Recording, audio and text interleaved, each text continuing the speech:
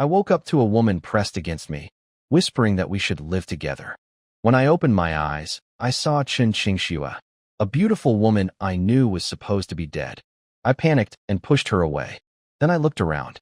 I was in my old house, the mud walls, the wooden beams, the old newspaper on the windows. But this house collapsed 10 years ago. I looked at my hands. They were young and strong, not the weak, spotted hands of an old man. I had been reborn, sent back in time. 2 more women stood at the door, Lin Wanner, small and pretty, and Zhou Mingcui, dark-skinned and striking. These were the 3 widows who lived next door. All alive. I almost cried. Chen Qingxue thought I rejected her when I pushed her away. She straightened her back and asked me for a straight answer, yes or no. If no, they would leave right now. I remembered everything from my past life. It was the winter of 1980. My wife had died of cancer 6 months earlier. These 3 widows had been kicked out by their in-laws after their husbands died. Their own families refused to take them back.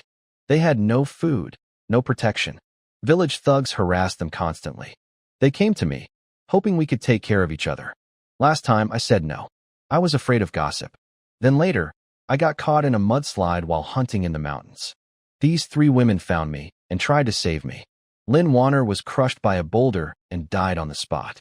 Zhou Mingcui's leg was broken by a falling tree. She bled out. Chen Qingxue carried me down the mountain but got swept away by a second mudslide. She pushed me into a cave first. I survived. All 3 of them died saving me. So this time, I said yes. I told them this would be their home now, and nobody would ever bully them again. They broke down crying. They had been alone and desperate for so long. They were hungry. They hadn't eaten in 2 days. When I asked, they tried to deny it, but Lin Wanner's stomach growled loudly. She turned bright red. I smiled and said, "Come on, let's go find something to eat." I told the 3 of them to follow me outside. The night was freezing cold. We were all shivering. I led them to a corner of the yard where I had a pile of firewood stacked up. I told them to help me move it. Under the wood, I dug into the dirt with my bare hands and pulled out an oilcloth bundle, about 10 pounds of sweet potatoes I had secretly hidden. I had to hide food from my own family. My mother and my 2 older brothers would have taken everything if they knew. They always did. When our family split up, my brothers got the big houses, the farmland, the animals. I got this broken-down shack at the edge of the village. I worked the field since I was a teenager, but every bit I earned went to the family.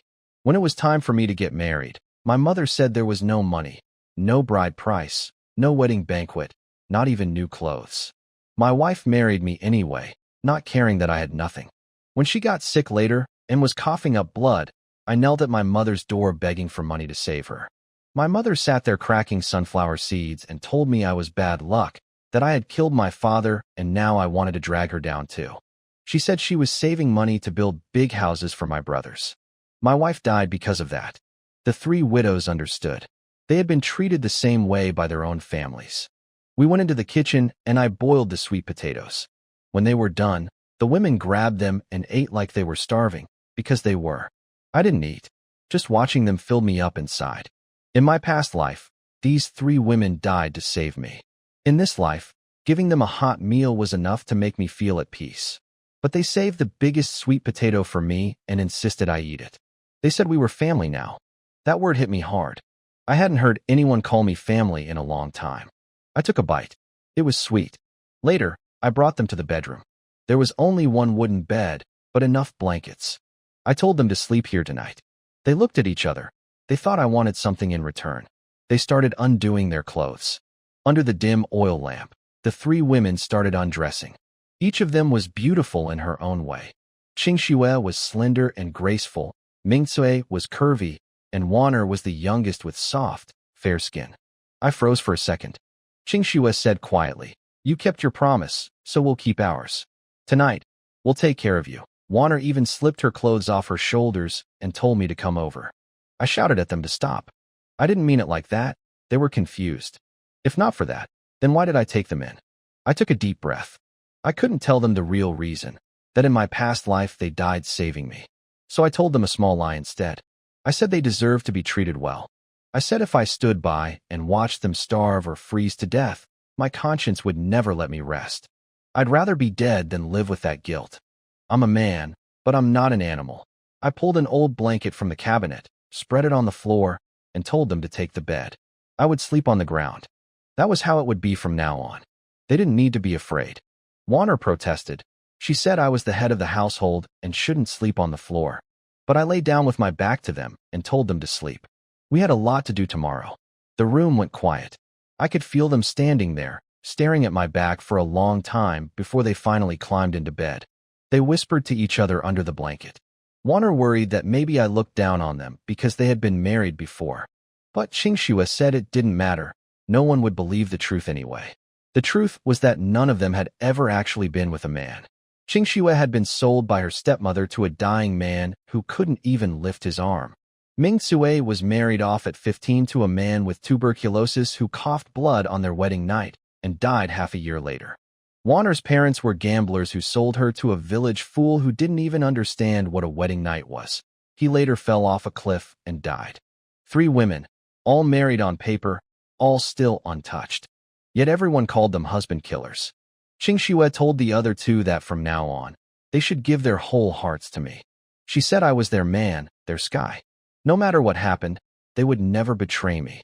The other 2 agreed without hesitation. Ming Tsue said she could never repay my kindness. Warner said she would take good care of me for the rest of her life. The next morning, I opened my eyes and found the bed empty. All 3 women were gone. I sat up in a panic, thinking something had happened. But when I opened the door, I saw the 3 women had already been working. Qingxue was sweeping the yard. Ming Tsue was washing clothes at the well with her hands red from the cold, and Warner was scrubbing the old cooking pot. The whole yard was spotless. Qingxue smiled and told me there was a warm sweet potato waiting for me. I ate it, then went inside and grabbed my homemade bow and arrows, a bamboo bow with sharpened bone arrowheads. I needed to go hunting before the snow came. We needed meat and animal skins to make warm clothes for winter. In my past life, I spent decades hunting. I started as a clueless kid who could barely catch a rabbit, but over the years I became a real hunter. I could hit a target from 100 steps away, track animals by the sound of the wind and the bend of the grass. My reputation even reached foreign countries. A rich foreigner once hired me as a hunting guide. We traveled across Africa, North America, and Siberia. I hunted lions, buffalo, and bears. The money I earned from that is the only reason I didn't die alone in some ditch as an old man. Now, reborn in my young body, I still had all those skills. Feeding 3 women would be easy. Qingxue got worried when she saw me heading out. She said the mountains were dangerous, wolves and wild boars. I told her I knew these mountains like the back of my hand. Then she took off a jade pendant from her neck and pressed it into my hand. It was the only thing her mother left her before she died. Her stepmother came after that and ruined her life. She said this pendant kept her going through the worst times, and now she wanted it to keep me safe. I tried to refuse, it was too precious. But she insisted. The other 2 women told me to come back safe, that they would be waiting. For the first time in a long while, someone was waiting for me to come home. I hung the pendant around my neck and headed for the mountains. The cold was brutal. My breath came out white and my fingers went stiff. But after walking for a while, I noticed something strange. I was getting warmer, not from walking, but from my chest. I looked down and saw a faint glow through my clothes. I pulled out the jade pendant. It was hot, and green light was pouring out of it, getting brighter and brighter. Before I could react, the light swallowed me whole. When I opened my eyes, I was standing in a wide, open field of green grass under a blue sky. Nearby, a crystal-clear spring flowed with a faint glow. There were neat plots of farmland, a fenced area that looked like it was meant for raising animals, and right in the middle, a 2-story house with white walls and red tiles, just like the fancy houses I had seen in the city in my old life. I pinched myself. It hurt. This was real. I had read about things like this in novels before. A magical space hidden inside an object. I didn't just get reborn, I got a cheat on top of it. And the secret was inside the jade pendant Qingxue gave me. But she had worn it for years, and nothing ever happened. I had it for less than an hour, and it activated. Maybe it was because I was a reborn person. I stopped trying to figure out how the space worked, and just explored it. I knelt by the glowing spring, and drank a handful of water. The moment it went down my throat, I felt it rush through my whole body. It was like every bit of tiredness and soreness I ever had was being washed away. My blood moved faster. My muscles felt stronger. Even my skin looked better. I felt reborn all over again. I checked out the villa next. Inside there was a leather sofa, a big TV, a kitchen with a stove and fridge, all empty though. The space gave me the place, but I had to fill it myself. Upstairs had 2 bedrooms with soft beds and new blankets. I lay down and almost didn't want to get up. Then a voice spoke inside my head. It called itself the spirit of the space. It said it had been sleeping for 1,000 years, waiting for someone whose body matched the space perfectly. Qingxue wasn't the right person, I was. That's why the pendant never activated for her. The spirit asked me to use the space to help people. I thought about all the suffering I saw in my past life. People starving, people dying from disease, and those 3 women buried in the mudslide. I agreed. I promised to do my best. After that, knowledge flooded into my mind. How to enter and leave the space, how crops would grow faster inside, how food stored in the space would stay perfectly fresh. Time inside moved at the same speed as outside. I left the space and found myself back on the mountain path. Now I could enter any time just by thinking about it, even without the pendant. I headed deep into the forest to hunt. Decades of experience kicked in. I moved quietly, red tracks on the ground, and within minutes I shot a fat rabbit right through the head. I stored it in the space instantly, no need to carry anything. Over the next 2 hours I got 3 more rabbits and 2 pheasants. But I wanted something bigger. I found deep hoof prints in the mud, a wild boar, at least 200 or 300 pounds. I tracked it and found it in a clearing, a massive black beast with bristles like steel needles and tusks half a foot long. I circled around to its side, aimed for the soft spot behind its ear, and let the arrow fly. 1 shot, instant kill. I stored the whole thing in the space. Without it, I could never have carried a 300-pound boar by myself. I checked my haul. 3 rabbits, 2 pheasants, 1 huge boar. Enough to keep us fed for a long time. I turned to head home. Then I heard rustling behind me. I stopped. This wasn't a small animal. I turned around slowly. Green eyes glowed in the bushes. Then more appeared. 2, 3, 4, 5. Wolves. 5 gray wolves, coming out of the brush and staring right at me. They formed a half circle around me. 5 gray wolves, the leader as tall as my waist. The big one stared me down, growling low. They had probably come for the wild boar and found me instead.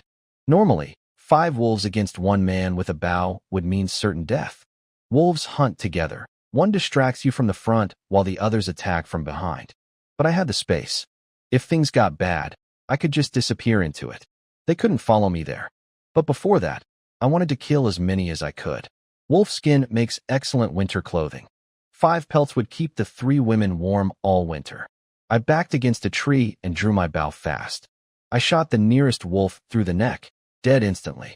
Before the others could react, I pulled another arrow and killed the second one. 2 arrows, 2 kills. The alpha howled, and all 3 remaining wolves lunged at me from different angles. Right before they reached me, I thought, enter, and vanished into the space. The wolves slammed into the tree trunk. They sniffed around, completely confused. Their prey had disappeared into thin air. Inside the space, I watched them through a kind of mirror and laughed. I drank some spring water to recover my energy, then came up with a plan. I would pop out, shoot one, and disappear again before they could touch me. It worked perfectly. I came out, killed a 3rd wolf, and vanished again. Then I appeared behind the alpha and shot its leg. While it was down, I put an arrow through its head. The last wolf tried to run. I shot it in the back. All 5 dead. I collected every wolf and stored them in the space. My total haul was now 3 rabbits, 2 pheasants, 1 300-pound boar, and 5 wolves. Incredible. But then I realized a problem. I couldn't bring all of this home. How would I explain 1 man carrying hundreds of pounds of meat back from the mountains? People would think I was some kind of monster. The space had to stay secret, forever. Not even the 3 women could know. In my 80 years of life, I had seen what greed does to people. If word got out about something this powerful, it would bring disaster on all of us.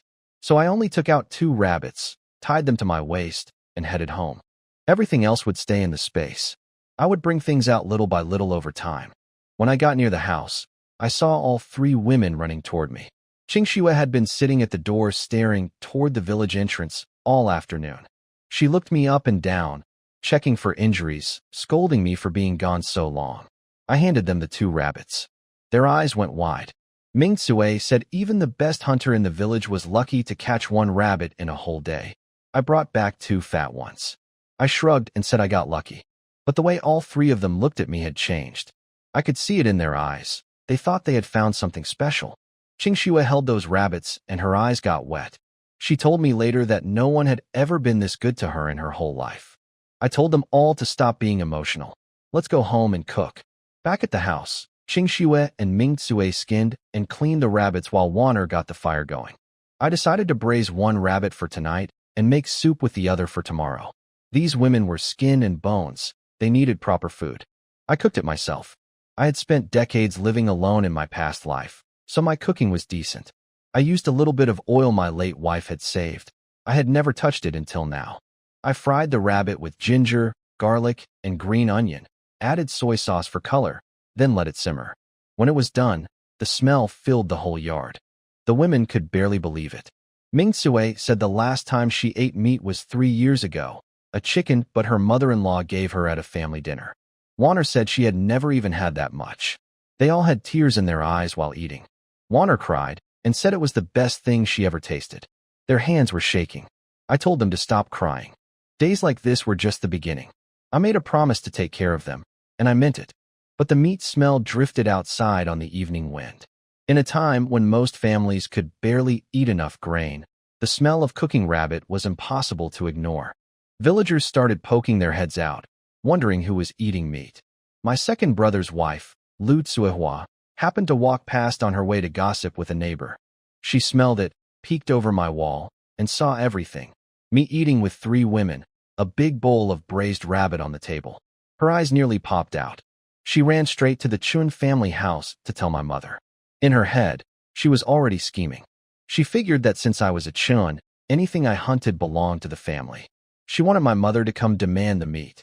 On top of that, she wanted my mother to scold me for living with 3 widows so soon after my wife's death.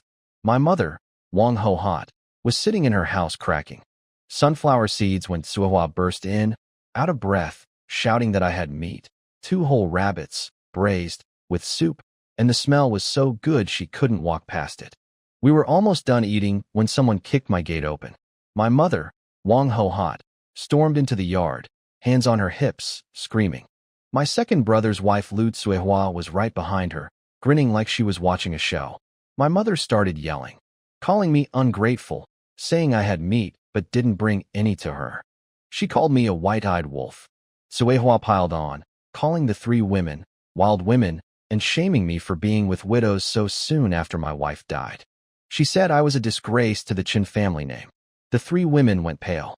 They didn't dare talk back. They knew if they said a word, they would be called worse names. But I could see the anger and hurt in their eyes. They had done nothing wrong. I put down my chopsticks. In my past life, these women were bullied just like this. Not again. I stood up and told my mother to get out. She was shocked. I had never talked to her like that before. She screamed that she was my mother and I had no right. I looked her straight in the eye and said she didn't deserve to be called my mother. I laid it all out. When the family split up, my 2 brothers got big houses, farmland, and livestock. They even split the iron cooking pot between them. All I got was this broken shack. I worked the field since I was a teenager, and every penny I earned went into the family pocket. When it was time for me to get married, she said there was no money for anything, no bride price, no wedding, not even new clothes. When my wife was dying, coughing up blood, I knelt outside the family house begging for money to save her. She sat there cracking sunflower seeds and told me I was bad luck, that I killed my father and would kill her too.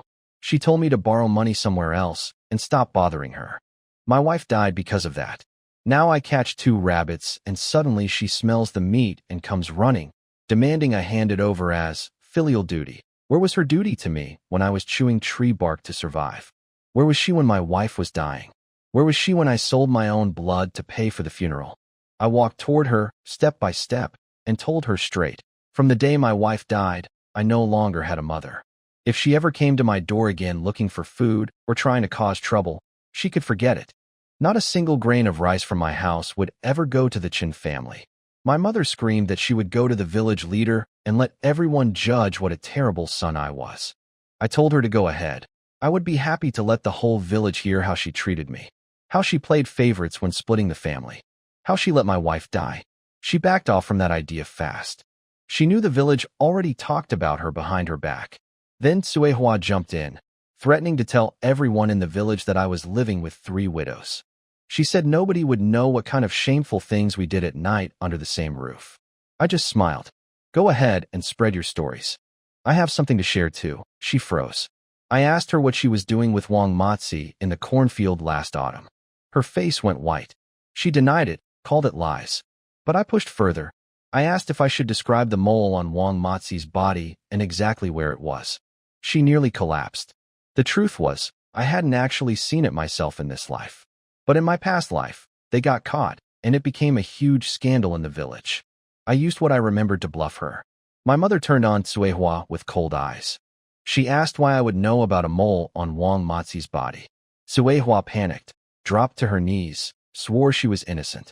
She tried to say I was making it all up to turn them against each other. I offered a simple solution. Go ask the villagers if anyone else saw them together during harvest season. Or just check Wang Matsi for the mole. Suehua blurted out, "Don't ask," before she could stop herself. That was all my mother needed. She remembered how Suehua kept going to the cornfield last autumn, claiming she was picking up leftover cobs. Now it all made sense. My mother exploded at her, called her a shameless woman who put horns on her own husband. Suehua collapsed on the ground, sobbing and begging for mercy. My mother forgot all about Suehua and reached for the bowl of rabbit meat on the table. She said she would just take the meat home. I grabbed the bowl before she could touch it. She yelled that I owed her the meat as her son. I told her there was no meat for her, but if she wanted, I could offer her something else from the toilet. She was shaking with rage, pointing at me, barely able to speak. By now, villagers had gathered around to watch.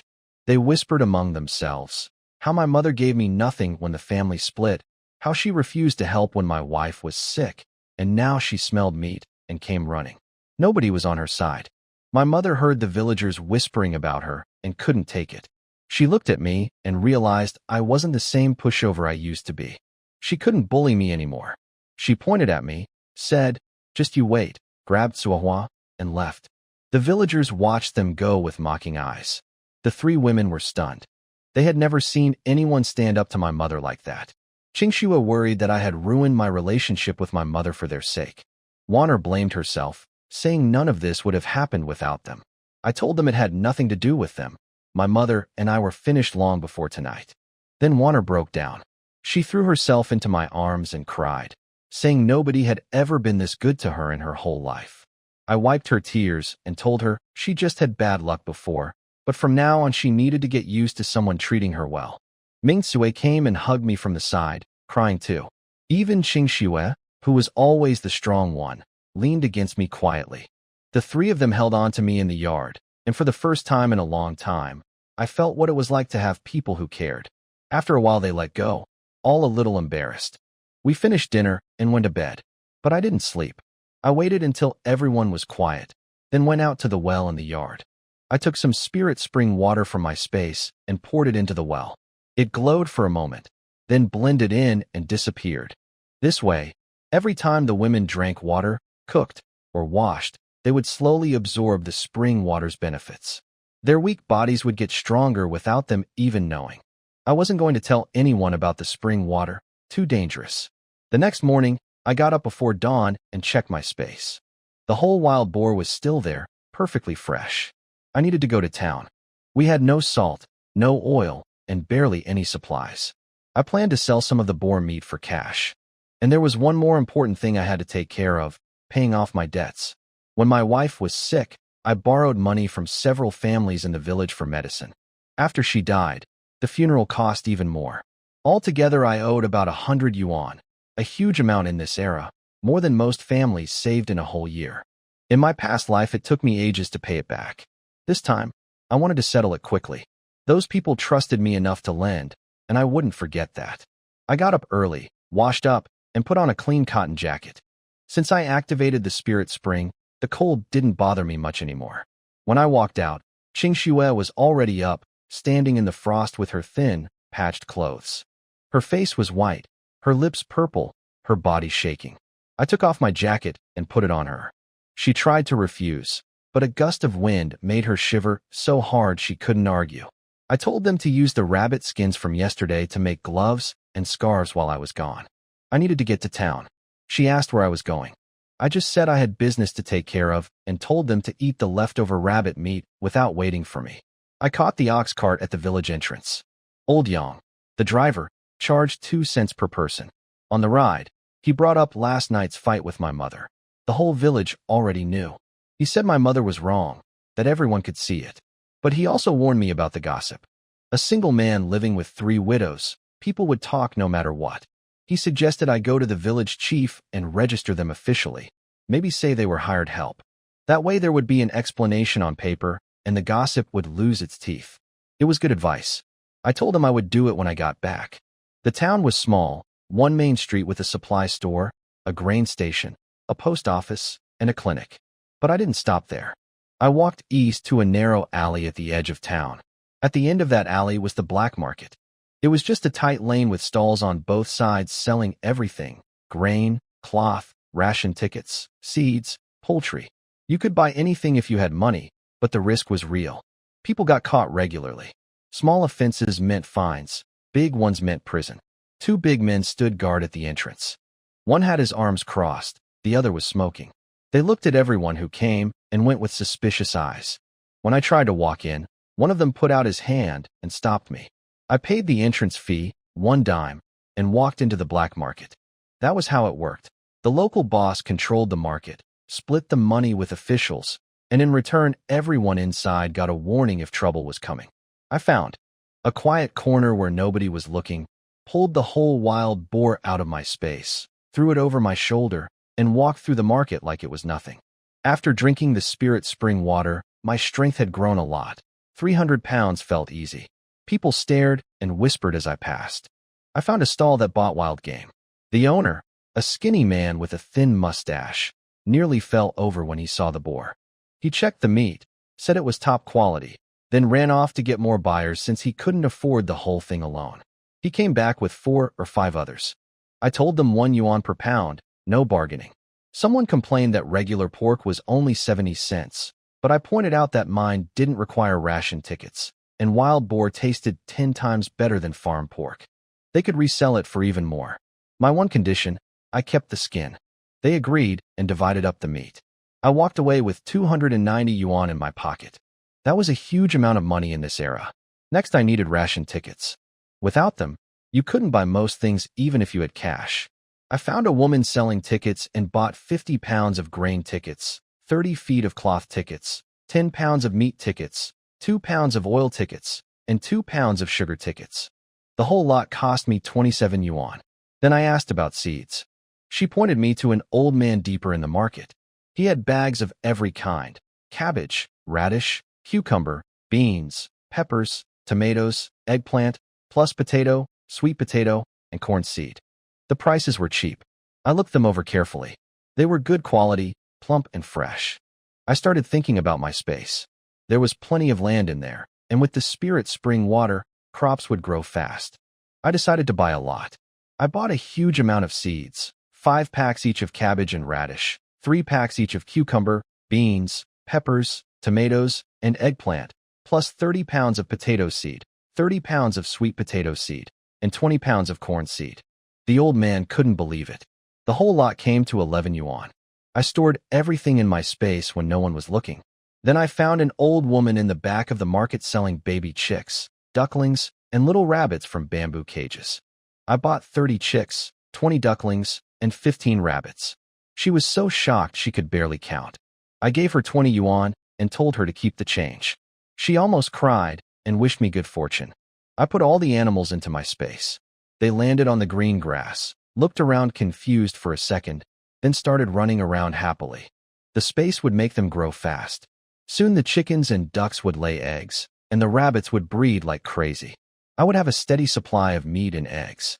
After that, I went to the official supply store and used my ration tickets to buy salt, cooking oil, white sugar, matches, soap, and a few pounds of cotton to make thick blankets. I also bought 3 pieces of colorful cloth, red, blue, and green, for the 3 women to make new clothes. Much better than the patched rags they were wearing.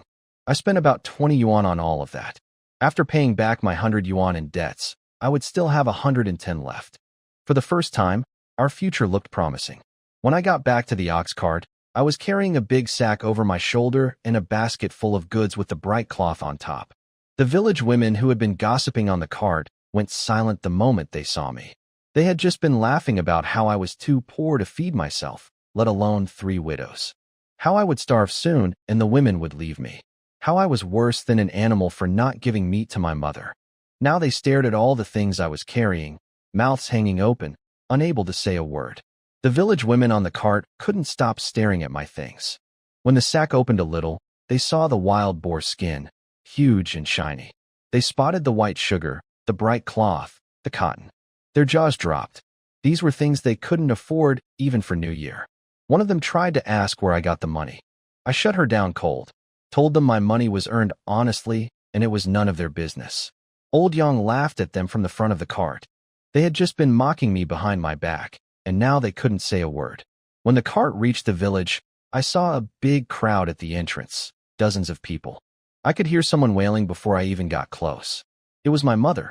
She was sitting on the ground, hair a mess, crying at the top of her lungs, slapping her thighs, putting on a show for the whole village, screaming that her son was an ungrateful animal who kicked her out and wouldn't even give her a bite of meat. She wanted everyone's pity. The village chief, Yang de Gui, was standing there looking uncomfortable. He didn't know what to do.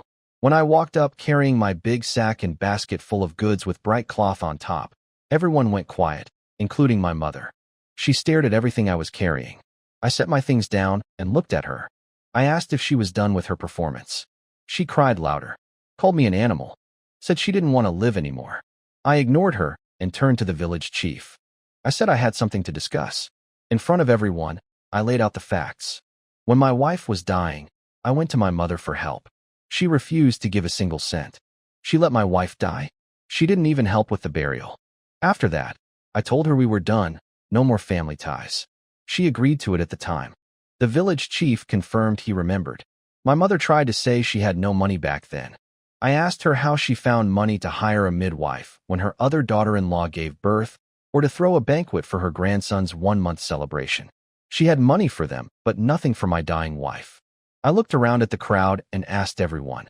I worked for the Chun family since I was a teenager. I handed over every work point, every penny. Did I owe them anything? People in the crowd started agreeing with me. They remembered how I worked like a servant for the Chun family since I was a kid, all the hard, dirty jobs, all my work points handed over. When I got married, the family didn't pay for anything. I covered the bride price, the wedding, even built the house myself. Whatever debt I might have owed them was paid back many times over. And on top of that, she agreed to cut family ties. The village chief confirmed it. When my mother saw her crying act wasn't working, she switched tactics. She started screaming that I had 3 widows living in my house, that it was shameful and immoral. The crowd got noisy. Some of the gossipy women jumped in to add fuel. My mother wailed louder, saying my wife's bones weren't even cold yet. I waited for her to finish, then spoke calmly to everyone. I said yes, 3 women were staying at my place, but there was nothing improper going on. I explained that they were desperate people, sold off by their families, thrown out by their in-laws. They had once saved my life when I was in danger on the mountain, and they helped with my wife's funeral. I was repaying a debt. Winter was coming. They had no food and no warm clothes. Was I supposed to watch them freeze and starve? I said I had taken them in as hired help and neighbors, giving them food and shelter. Nothing wrong with that. The crowd calmed down. People said it made sense. Repaying kindness was a good thing. I turned to the village chief and formally asked him to approve the arrangement. He thought about it. He knew these 3 women were a problem he hadn't been able to solve. Their families on both sides refused to take them. He could only give them light work during warm months, but winter meant no work points and no wild vegetables. If nobody helped them, something bad would happen. Me volunteering to take care of them actually solved his problem. He approved it and said he would register it officially. My mother panicked and protested. She said 3 women in a man's house was scandalous and would ruin the village's reputation. The chief smiled and asked her a clever question. If she was so concerned and so kind-hearted, why didn't she take the 3 women in herself? She could feed them, clothe them, and house them. That way nobody could gossip. Her face went green. Feed 3 extra mouths? She could barely feed her own family. She stammered and couldn't answer. I twisted the knife. What happened? You just said you were kind-hearted. You're worried about the family name? Then you take care of them. She stood there, red-faced and speechless. The whole crowd laughed at her. The chief wrapped things up. The 3 women would stay with me. It was official, and my mother needed to stop making scenes. She glared at me and hissed that this wasn't over, then left. After everyone left, I handed the village chief 100 yuan, the money he had lent me through the village committee when my wife was sick. He was shocked. He said he always believed in me, and that lending me the money was the right call. He patted my shoulder and told me the country's policies were loosening up, that some places were already allowing private business. He said a smart, hard-working guy like me could make something of himself. He had no idea how right he was. I had lived through the entire reform era in my past life. I knew exactly which industries would boom and which businesses would make fortunes. With my memories and the Spirit Spring space, getting rich was just a matter of timing. But for now, I needed to build up savings first. Just then, the 3 women came running toward us, out of breath and worried. They had heard my mother was causing trouble at the village entrance again. Ming Sui said it was all their fault. I told them to relax. It was handled. My mother had been sent away, and the village chief had officially approved them living with me. They could stay without fear. The chief confirmed it and told them to come to him if they had any problems. The women nearly cried with gratitude. He waved it off and said to thank me, not him. We headed home. On the way, Qingxue quietly said thank you. I told her again, we're family, stop thanking me. Back at the house, I sat them down for a serious talk. I told Qingxue and Mingcue that they were older, tougher, and had seen more of the world. From now on, if anyone bullied them while I was away, they shouldn't hold back. Hit them right back. I would back them up, and so would the village chief. Mingcue's eyes got red. No one had ever told her she was allowed to fight back. Her whole life, she had been beaten and bullied, first by her mother-in-law, then by everyone else. She had learned to swallow it all. I told Warner she was younger and smaller, so her job was to back up the other 2. Shout, make noise, create a scene. Teamwork would beat anyone. Warner puffed up her little face and said she didn't want to be protected. She would get stronger and protect all of us someday. I laughed and ruffled her hair. She turned red but didn't pull away. Then I showed them what I bought. I opened the basket and started pulling things out one by one: salt, cooking oil, white sugar. Their eyes went wide. They couldn't believe it. I showed them everything. When I pulled out the white sugar, Qingxue gasped. Mingcue couldn't believe the cotton. Then I took out the 3 pieces of bright cloth, red, blue, and green, and told them each to pick one and make themselves new clothes. Warner's eyes went red. She said it was too expensive, that they didn't deserve it. I pushed the cloth into her arms and said they were my people now, and I wanted them to look nice. They all blushed at that. A few days ago, they had offered themselves to me out of desperation. But now, after seeing how I treated them, protecting them, feeding them, never asking for anything, something had changed. If I ever did want them, it would no longer be out of duty or survival. It would be willing, truly willing. Finally, I opened the big sack and showed them the wild boar skin. They were stunned. I told them I had killed a boar in the mountains yesterday, hidden the body, then sold the meat in town today, and kept the skin for making warm coats. The story made sense. Nobody would question a man selling meat to pay off debts. They were shocked again when I told them I had already repaid the 100 yuan I owed the village chief. Just like that, the biggest debt was gone. I told them more good days were coming. Qingxue straightened up and promised they would earn their keep. They would handle every chore at home so I could focus on hunting and making money. I told them to divide up the work. Mingcue would sew the cloth into clothes. Warner and Qingxue would make cotton quilts, and Qingxue would turn the boar skin into winter coats. Then Warner ran inside and came back with a pair of gloves and a scarf they had made for me from yesterday's rabbit skins. The stitching was tight and careful. The gloves were lined with soft rabbit fur, and the scarf was thick and fluffy. I put them on. They were warm, but my heart was warmer. In my whole past life, nobody had ever made anything for me. Qingxue put the gloves on my hands herself. Ming Sui stood on her toes to wrap the scarf around my neck. Wanner stood to the side, face red, whispering that it was her first time making something like this, and she could fix it if it didn't fit right. I told them it was perfect. My voice came out a little rough. They smiled, and then their eyes got wet again. That evening, Ming Sui cooked dinner, rabbit soup and sweet potato porridge. Simple but good. Afterward, they shooed me away and did all the cleaning themselves, saying I had been out all day and needed rest. I lay in bed listening to them chatting and laughing softly in the other room. It felt like a real home.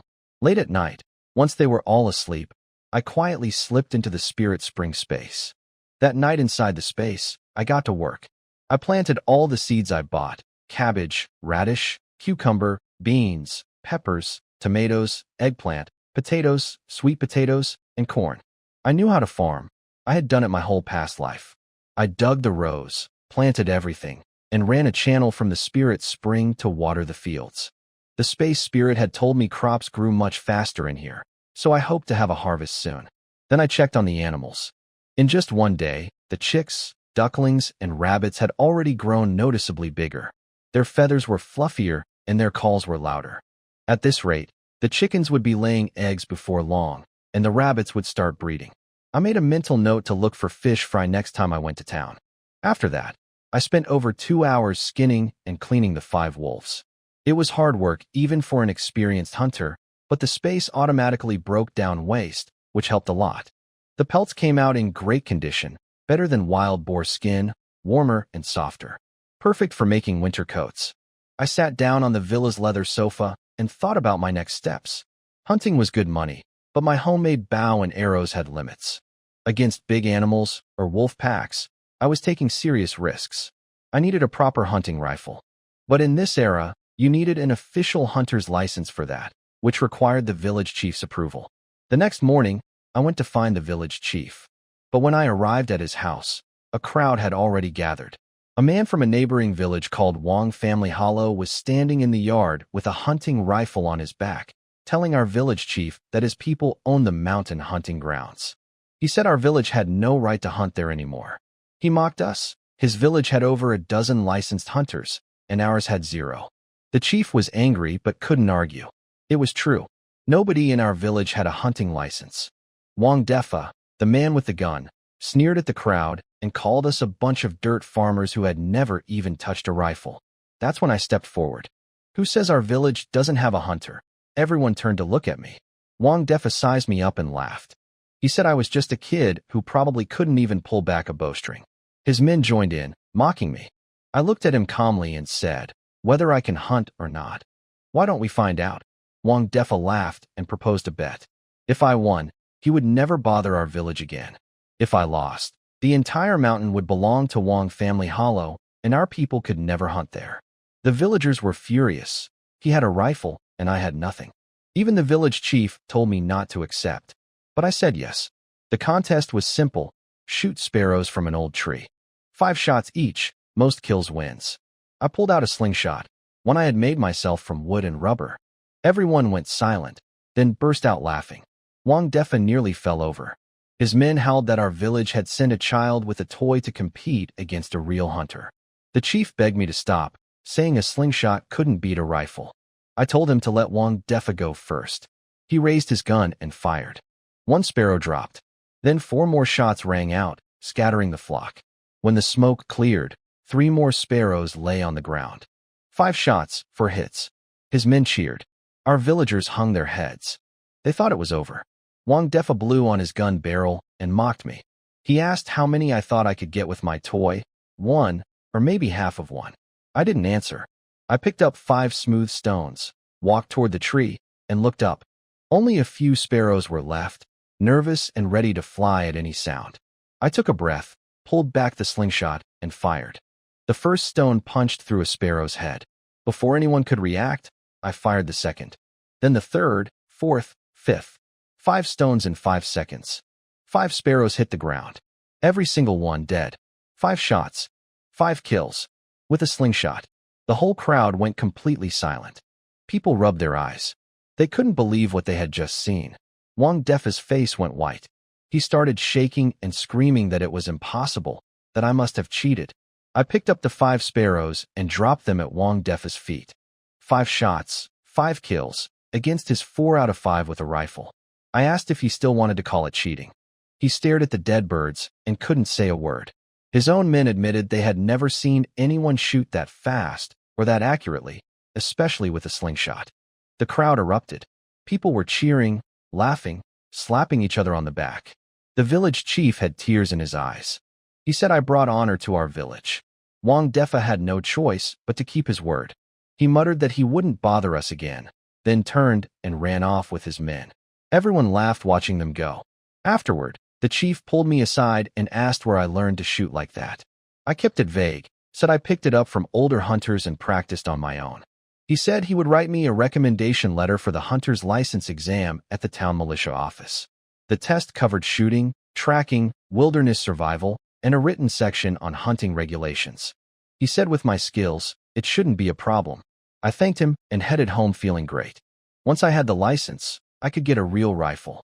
That would make hunting faster, safer, and much more profitable. When I got back, the 3 women had food almost ready. I told them the good news. The chief gave me the paperwork, and I was going to town tomorrow to take the hunter's exam. Warner worried that guns were dangerous. I ruffled her hair and told her a gun would actually make things safer. Then someone called from the gate. It was the village chief's wife, Lu Guifang. She walked in carrying a bamboo basket packed with eggs, 20 or 30 of them. In this era, eggs were precious. Even the chief's family couldn't spare that many easily. I tried to refuse, but she insisted. She said I had earned it by standing up for the village today against Wang Family Hollow.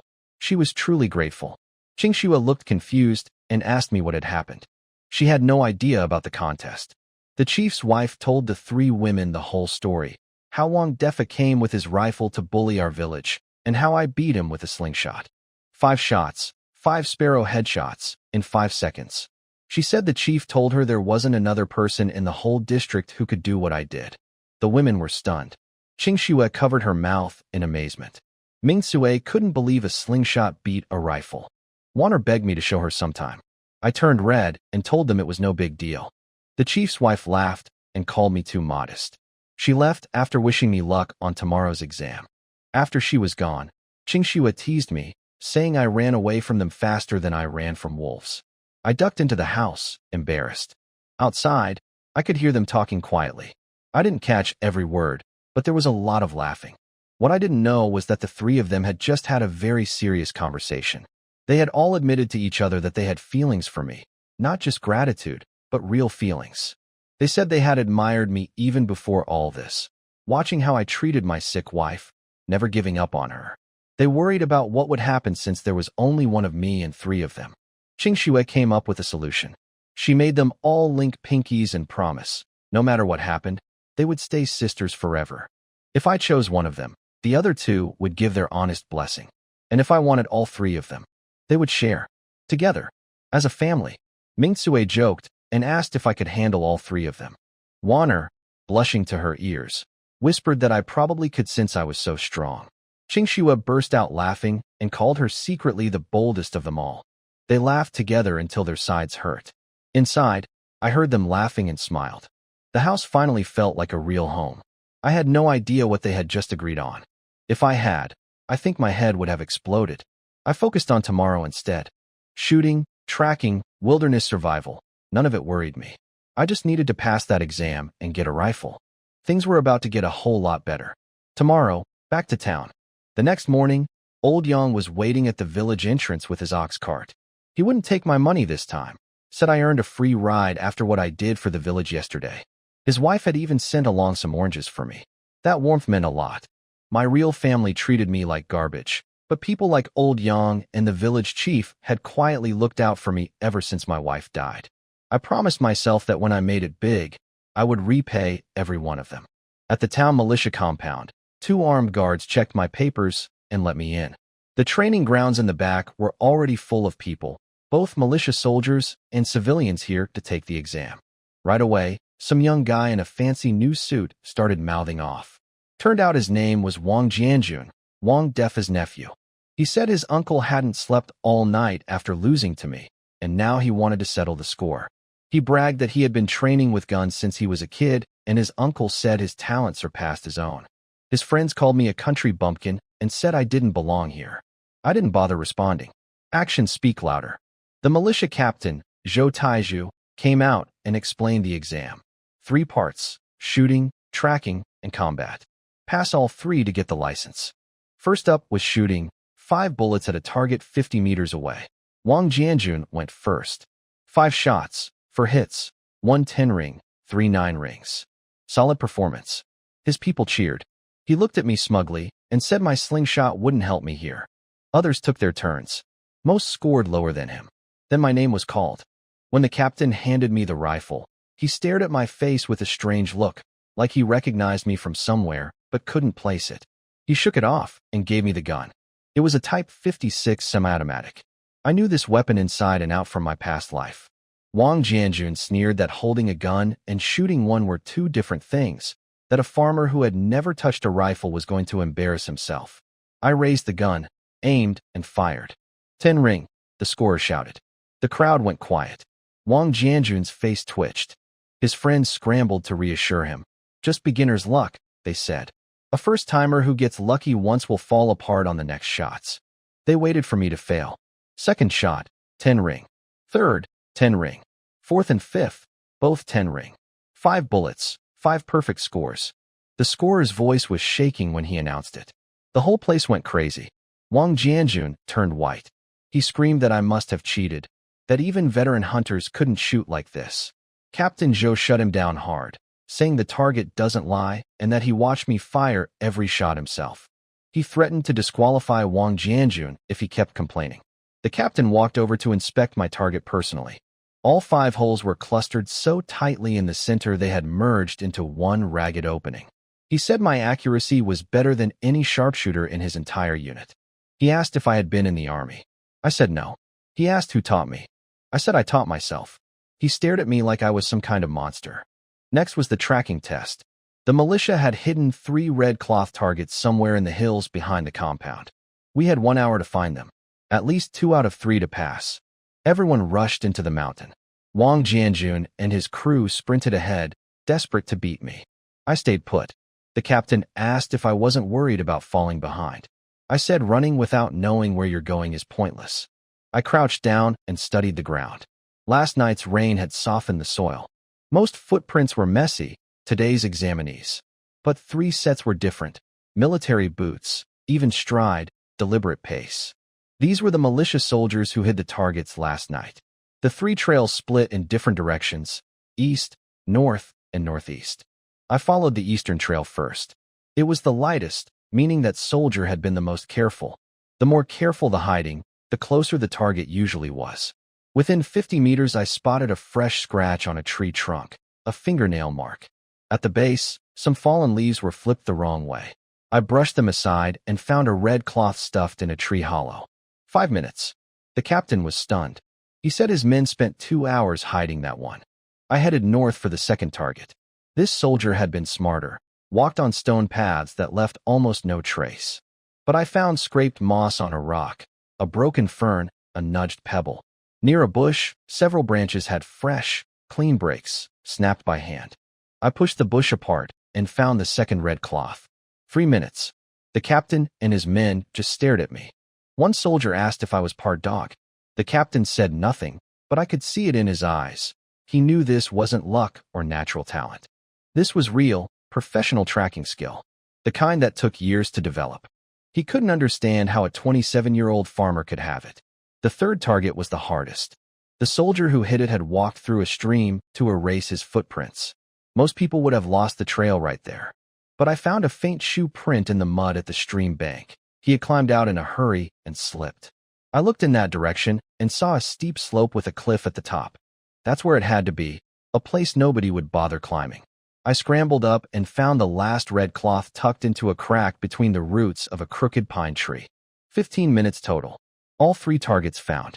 Captain Zhou couldn't believe it. He said his best soldiers would need at least 30 minutes just for that last one. He pulled me aside and asked again if I had really never served in the military. I told him no and said he could check my records. He had already looked at my file. Born in Green Mountain Village, wife deceased, never enlisted. Clean and simple. He asked where I learned to track like that. I gave him the same answer as before, taught myself. I said my family mistreated me, so I spent years going into the mountains alone to find food. Our mountains were far more complex than this little hill, and if you couldn't track, you starved. He didn't fully believe me, but he could tell I wasn't going to say more. He let it go. I sat on a rock and waited while everyone else was still searching. Half an hour passed. Most people came out empty-handed and got eliminated. Then Wang Jianjun finally appeared, holding 2 red cloths, looking proud of himself. His friends cheered and started mocking me, saying I was probably lost in the woods somewhere. Then they noticed me sitting there with all 3 cloths in my hand. I told them I had been done for 30 minutes. A militia soldier laughed and confirmed it. 15 minutes, 3 targets, while Wang Jianjun spent almost 50 minutes finding 2. Wang Jianjun's face turned dark red. He snarled that the 3rd test, wilderness survival, was the real challenge and that I should wait and see. I glanced at him. A hunter who grew up in the mountains, worried about wilderness survival? Please. Only 7 of us passed the 2nd test. Captain Zhou led us deeper into the mountains for the final round. Wang Jianjun kept looking back at me with a nasty glint in his eyes. He was planning something. Captain Zhou explained the final test, wilderness survival. We had to enter the deep mountains and survive until 6 the next morning. No equipment except a hunting knife and 1 signal flare. We each signed a life-or-death waiver. 1 man dropped out immediately. 6 of us remained. We entered the forest and split up. I took a path that was harder to walk, but safer. Wild animals avoid tricky terrain. After about 30 minutes, I found a perfect spot. A small valley with 3 mountain walls and only 1 entrance. A steep rock face behind it, flat ground, and a small stream running through. I built a shelter from thick branches and covered it with leaves. I started a fire using my knife and a stone.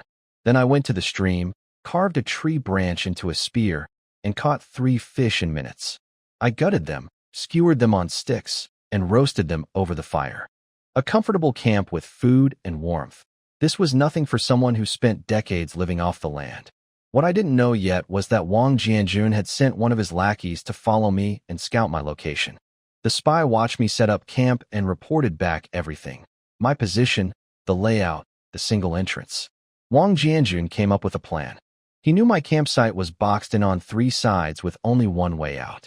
He ordered his men to catch a wild rabbit, drain its blood, and spread it all around my camp after dark. The blood would attract wild boars or wolves straight to me. With nowhere to run, I could be killed. And since we all signed the waiver, nobody could blame him. He told his men it was just an animal attack, nothing to do with them. Night fell. I leaned against my shelter with my eyes closed, but I wasn't sleeping. After drinking the spirit spring water, my senses were sharper than ever. I heard every sound, wind, insects, the stream, and then footsteps. More than 1 person, creeping toward my camp. They stopped at the edge and started scattering something on the ground. I smelled it right away. Animal blood. Fresh and strong. I understood immediately. They had spread animal blood around my camp to attract wild boars or wolves. Clever, but not clever enough. I didn't move until they left. Then I followed them silently through the dark forest. Years of tracking in jungles far worse than this. I once spent 4 days stalking prey in the Amazon, made trailing 2 amateurs effortless. They never knew I was behind them. I heard every word they whispered. They were laughing, saying I was as good as dead. I followed them all the way to their mountain cave, about 2 miles northwest of my camp. I memorized the exact location and terrain. Then I went back and put my own plan together. Instead of cleaning up the blood, I dipped my hands in it and started marking trees and rocks along the path from my camp to their cave. Dozens of marks, forming a clear blood trail leading straight to Wang Jianjun's door. At my camp, I carved a bunch of sharp wooden stakes, dug a shallow pit at the entrance, and set them point up inside, covered with leaves and dirt, a simple trap, just in case. Then I sat by my fire with my knife in hand and waited. Around the middle of the night, I heard them coming. Heavy breathing, hooves on dirt. 3 wild boars, 2 big ones and a smaller one. The lead boar was massive, at least 300 pounds, tusks gleaming in the moonlight. They smelled the blood and moved toward my camp. But they stopped when they saw the fire. Wild boars fear flames. I grabbed a burning branch and threw it at them. They panicked, turned, and ran, straight toward the fresher, stronger blood trail I had laid out. The one leading to Wang Jianjun's cave. I watched them disappear into the darkness and smiled. Across the mountain, Wang Jianjun was sleeping peacefully, dreaming about my death. Then screaming woke him up. His lackey came running, covered in blood, shouting about wild boars. The 3 boars charged out of the forest straight at their cave. Wang Jianjun ran, but slipped on the blood trail, the one I had painted right to his doorstep. He finally understood. I had found their trick and turned it back on them. He scrambled up a tree just before the lead boar slammed into the trunk hard enough to shake the whole thing. He would himself, crying, screaming, snot running down his face. He pulled out his signal flare and fired it into the sky. That red light meant one thing. He was calling for rescue. And calling for rescue meant he failed the exam. He was done. His own scheme destroyed him. After the signal flare went up and I knew the boars were gone, I slipped into my spirit spring space and slept in the villa's soft bed. Best night's sleep I'd had in a while. In the morning I checked on things inside the space. The seeds I planted yesterday had already sprouted, tiny green shoots in neat rows. The chicks, ducks, and rabbits were bigger again. Everything was growing perfectly. I washed my face with spring water, stretched, and headed out to the meeting point. I was the first one there. Captain Zhou looked me over and asked how my night was. I told him I slept well. His eye twitched. He couldn't understand how someone could sleep peacefully in a mountain full of wild animals. He noticed I looked even more rested than before I went in. I told him I ran into 3 wild boars but scared them off with fire and a simple trap. He studied my face. I could tell he suspected there was more to the story, but I kept it calm. Then Wang Jianjun's lackeys stumbled out of the forest, filthy and beaten up. One was limping with a hurt leg. Finally, a group of militia soldiers came out carrying Wang Jianjun on a stretcher. He was in terrible shape, arms slashed open by a boar's tusk, clothes shredded, face white as paper, and a big wet stain on his pants from where he had pissed himself. He had passed out multiple times during the night. The soldiers reported they found him clinging to a tree with 3 wild boars circling below. They had to fire several shots to scare the animals away. They also mentioned finding rabbit blood smeared in a trail leading straight to his cave. That's what brought the boars. Captain Zhou's eyes narrowed. He glanced at me. I kept my face blank. Then Wang Jianjun woke up on the stretcher and started screaming. He pointed at me with a shaking hand, saying I was the one who led the boars to him, that I smeared the blood trail, that I tried to kill him. The captain looked at him coolly and asked one question. Do you have proof? Wang Jianjun couldn't answer. If he told the truth about the blood, he would expose his own plot to murder me. That would mean prison. So he just lay there on the stretcher, mouth opening and closing, saying nothing. Captain Zhou told him to shut up. He was already eliminated the moment he fired that flare. If he kept making accusations without proof, the captain would ban him from ever taking the exam again. They carried him away. He stared at me the whole time with pure hatred in his eyes. I didn't even bother looking back. His lackeys who survived the night came stumbling out too. Wang Ergu fell to his knees crying, swearing he would never go hunting again. When he saw me, he looked at me like I was a demon. I glanced at him and he flinched. They all knew what I had done, but they couldn't say a word. They had started it. They tried to kill me first. At 6:10, the captain called time. 5 of us passed all 3 tests. He handed out the hunter's licenses, little red booklets with our names, photos, and the militia's official stamp. I finally had it. Legal permission to hunt and carry a firearm. He laid out the rules. Guns for hunting only. Stay within approved areas. Don't shoot protected animals. Tomorrow morning, we would come back to pick up our rifles and ammunition. As everyone was leaving, the captain pulled me aside. He asked me quietly if the wild boar situation was my doing. I could tell he had already figured most of it out. I kept it simple. I said those who try to harm others end up harming themselves. He laughed hard at that and said he liked me more and more. Smart, brave, and resourceful. But he warned me too. Wang Jianjun was the type to hold grudges. After what happened, he wouldn't let it go. The captain told me to watch my back. I thanked him and left.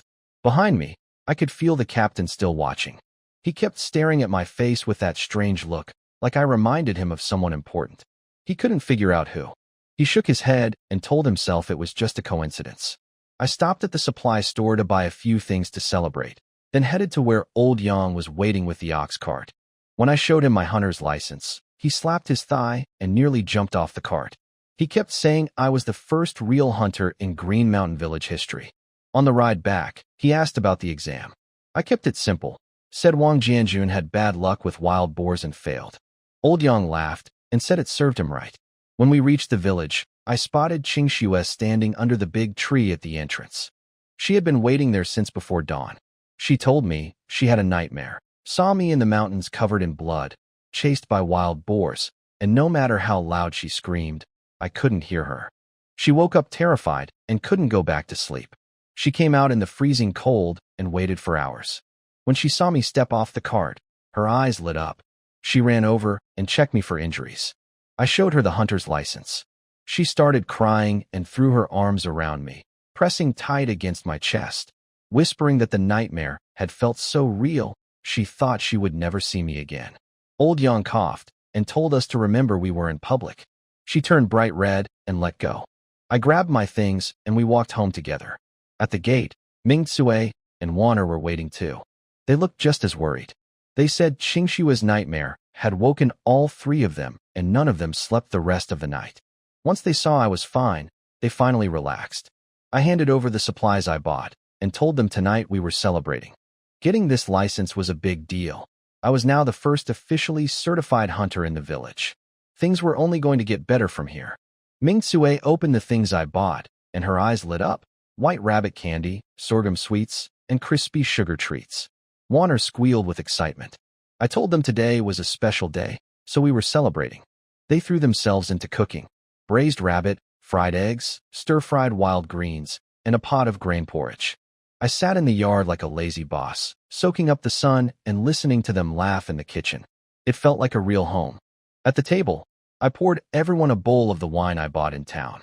We raised our bowls and clinked them together, to the hunter's license and to better days ahead. We drank, and the three women's faces turned pink and pretty from the alcohol.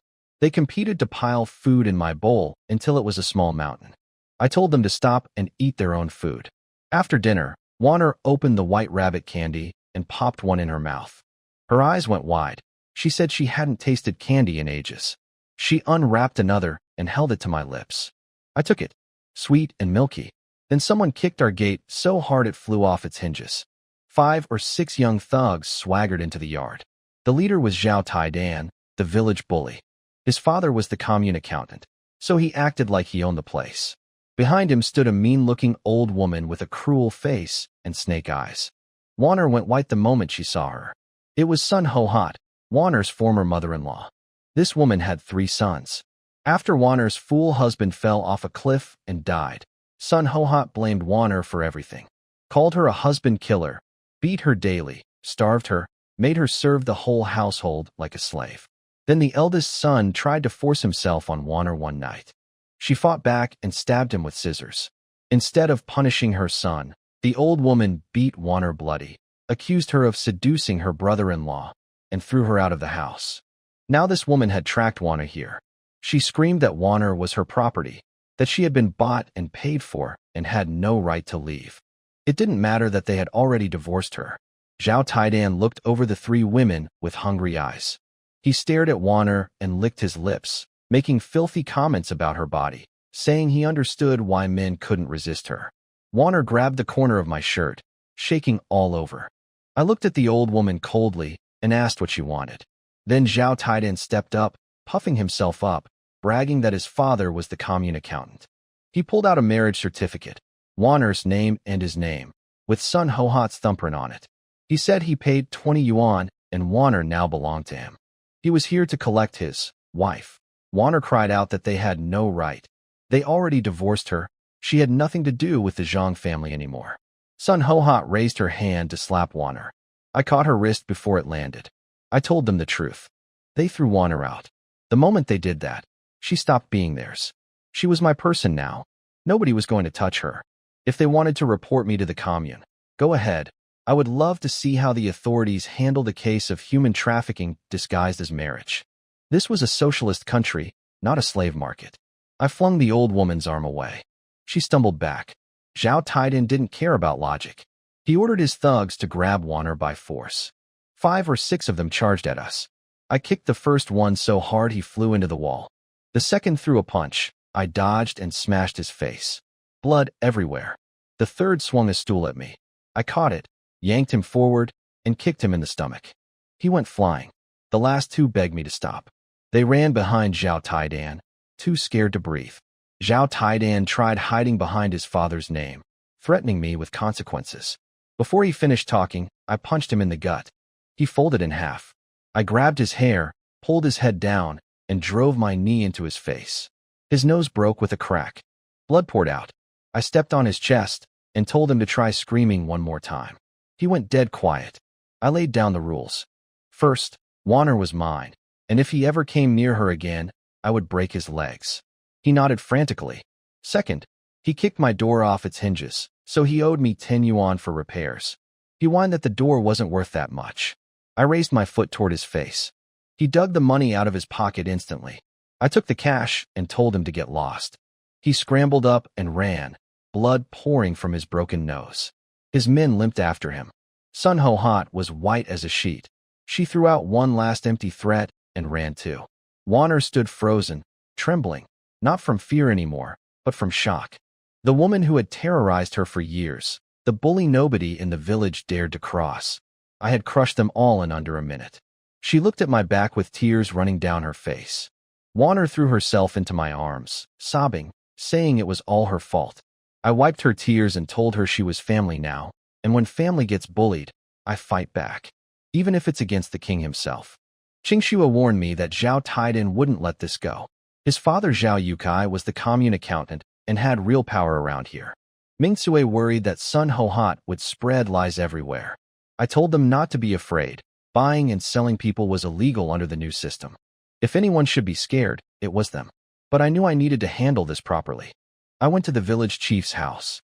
He was chopping firewood in his yard. I showed him my hunter's license first. He was thrilled, said he would give me a reward from the production team. Then I told him what happened with Zhao Taidan and Sun Ho Hot. He was furious. He called it human trafficking and said it was a serious crime. Sun Ho Hot had already kicked Warner out with divorce papers. She had zero right to sell her to anyone. But then his face fell.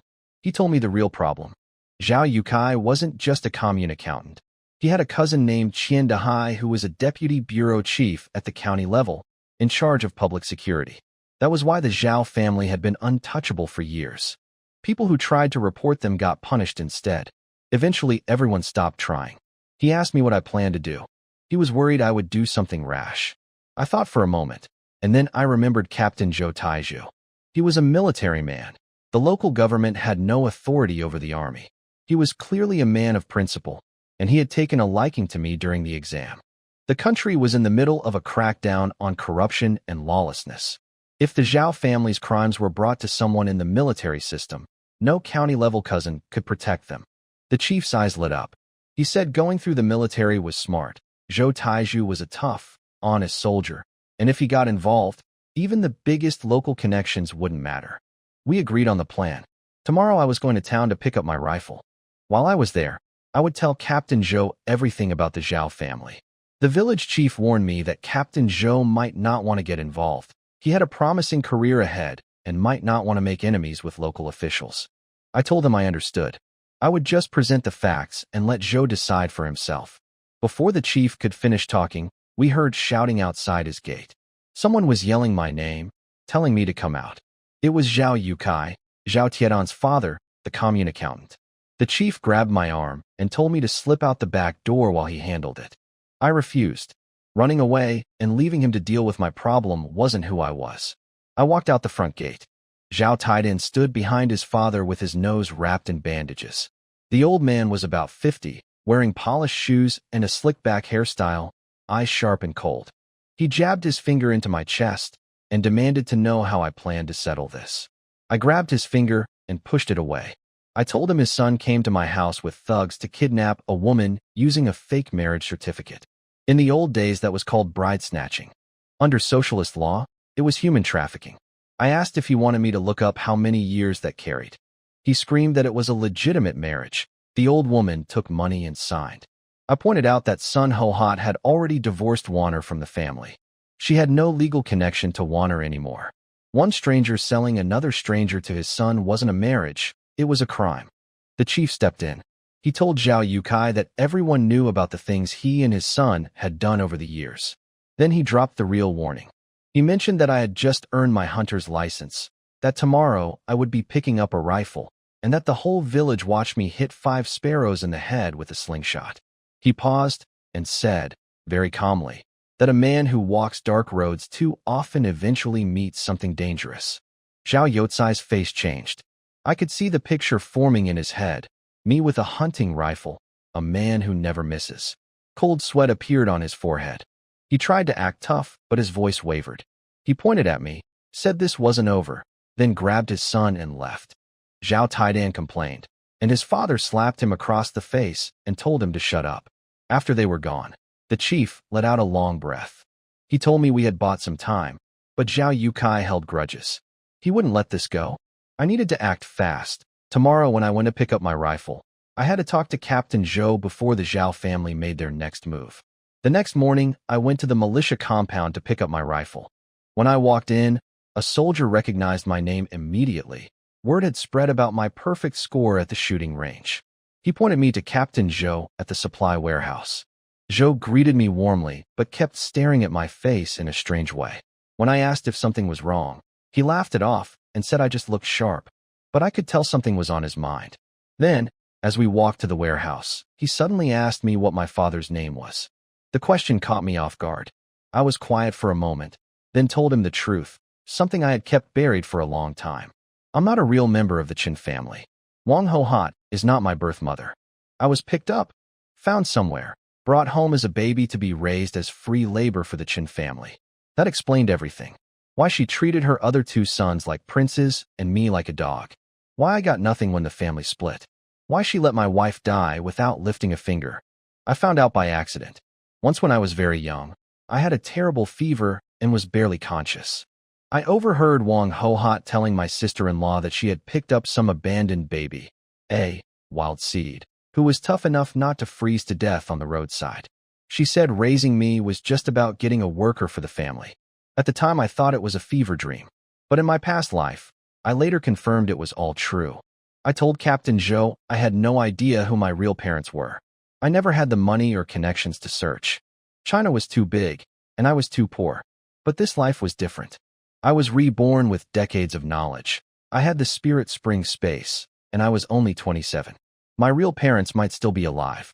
Whether they abandoned me or I was stolen, I wanted to find them. I wanted to see their faces. I wanted to ask what happened. But finding them would take money, connections, and resources. So the plan was simple. Get rich first, then search. What I didn't know was what was happening inside Captain Zhou's head. He had been up all night comparing my face to an old photograph, a group photo of military officers. The man standing in the center was a high-ranking general, still active in the military, one of the most respected figures in the armed forces. And I apparently looked exactly like a younger version of him. There was a long-standing rumor in the military that this general had lost a son over 20 years ago, a baby who disappeared shortly after birth, possibly stolen by traffickers. The general had searched half the province for years and never found the child. His wife fell gravely ill from the grief and never fully recovered. Now Zhou was staring at me, a man who wasn't part of the Chun family by blood, who had been found as an abandoned baby around the same time, in roughly the same region, and who looked like a carbon copy of that general. Captain Zhou was lost in thought. Everything was lining up in his head, the timing, the face, the fact that I wasn't born into the Qin family. He looked at me like he was seeing a ghost. But he pulled himself together and led me into the weapons warehouse. He handed me a brand new double-barrel shotgun, glossy black metal, smooth wooden stock. He said it was this year's newest model, originally reserved for the best-performing militia soldier, but he thought I deserved it more. I was surprised by the generosity and thanked him. The gun felt perfect in my hands. I broke it open, checked the chamber, tested the trigger, shouldered it, and aimed, all from muscle memory built over a lifetime. Zhou watched every move with sharp eyes. He noticed my inspection technique was identical to a trained soldier's. I told him I had borrowed guns before to practice, since I always planned to be a hunter. He accepted that, though I could tell he wasn't fully convinced. He gave me 50 rounds per month, with strict logging rules. Every bullet accounted for, every kill recorded. He handed me the official receipt with the gun's serial number and his signature. I slung the rifle over my shoulder. From today, I was a real hunter with a real weapon. Then I got serious. I closed the warehouse door partway and told Zhou I wanted to report someone, Zhao Yukai, the commune accountant, and his son Zhao Taidan. I told him everything that happened yesterday. His face darkened as he listened. But I told him reporting just the kidnapping attempt wouldn't be enough. Zhao Yukai had connections. He would make it disappear, and I would be the one punished. I wanted to bring down the whole operation. Not just the son, not just the father, but also their protector, Qian Dehai, the deputy bureau chief at the county level who ran public security. Zhou's eyes went wide. I explained that Qian Dehai was Zhao Youcai's cousin, and he was the reason nobody could touch the Zhao family. Years of land grabbing, wage theft, and bullying, every complaint got buried. People who reported them got punished instead. That was why I came to the military instead of going through local channels. The army didn't answer to county officials. Zhou understood immediately. So you came to me because the local route is a dead end, and you want to go through the military. I nodded and told Captain Zhou I came to him because he was military, outside the reach of county officials. And because I could see he was a man of principle. He was moved, but he cooled down quickly. He said even if he wanted to help, the militia's job was local security and military support, not civilian disputes. He needed a legitimate reason to get involved. And most importantly, he needed evidence. Without proof, nothing would happen. I smiled. That was exactly what I wanted to hear. I asked him, what if I could get Zhao Youcai's secret account book? He froze. I explained my reasoning. Zhao Yukai had been the commune accountant for over a decade, handling all the money, grain, and supplies. His family lived far beyond what an accountant's salary could support. A big brick house, leather shoes, box cigarettes, a bicycle. His son threw around 20 yuan like it was nothing. Every holiday, the Zhao family sent crates of gifts to the county. The money had to come from somewhere. Corrupt officials always keep 2 sets of books, I told him.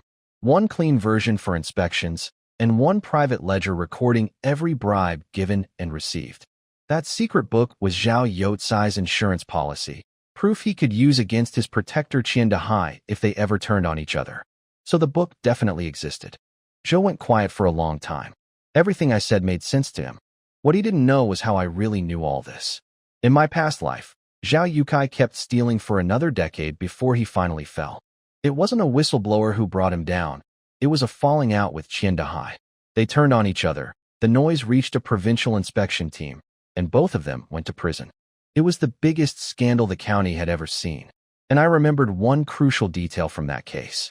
The secret account book was found buried half a meter underground, beneath the pig trough in Zhao Youcai's backyard pigsty. It was wrapped in 3 layers of oilcloth, sealed in an iron box coated with waterproofing oil, hidden under the trough with pig feed and weeds piled on top. Nobody would ever think to look there. In my past life, that book wasn't discovered until the 90s. By then, countless families had been ruined. But in this life, I already knew where it was. The only problem was getting it out. Zhao's house was nearby, with a walled yard and the pigsty in the back. During the day, people were always around. I would have to go at night, and only when the whole family was away from home. Zhou asked me straight, how confident was I about getting that secret ledger?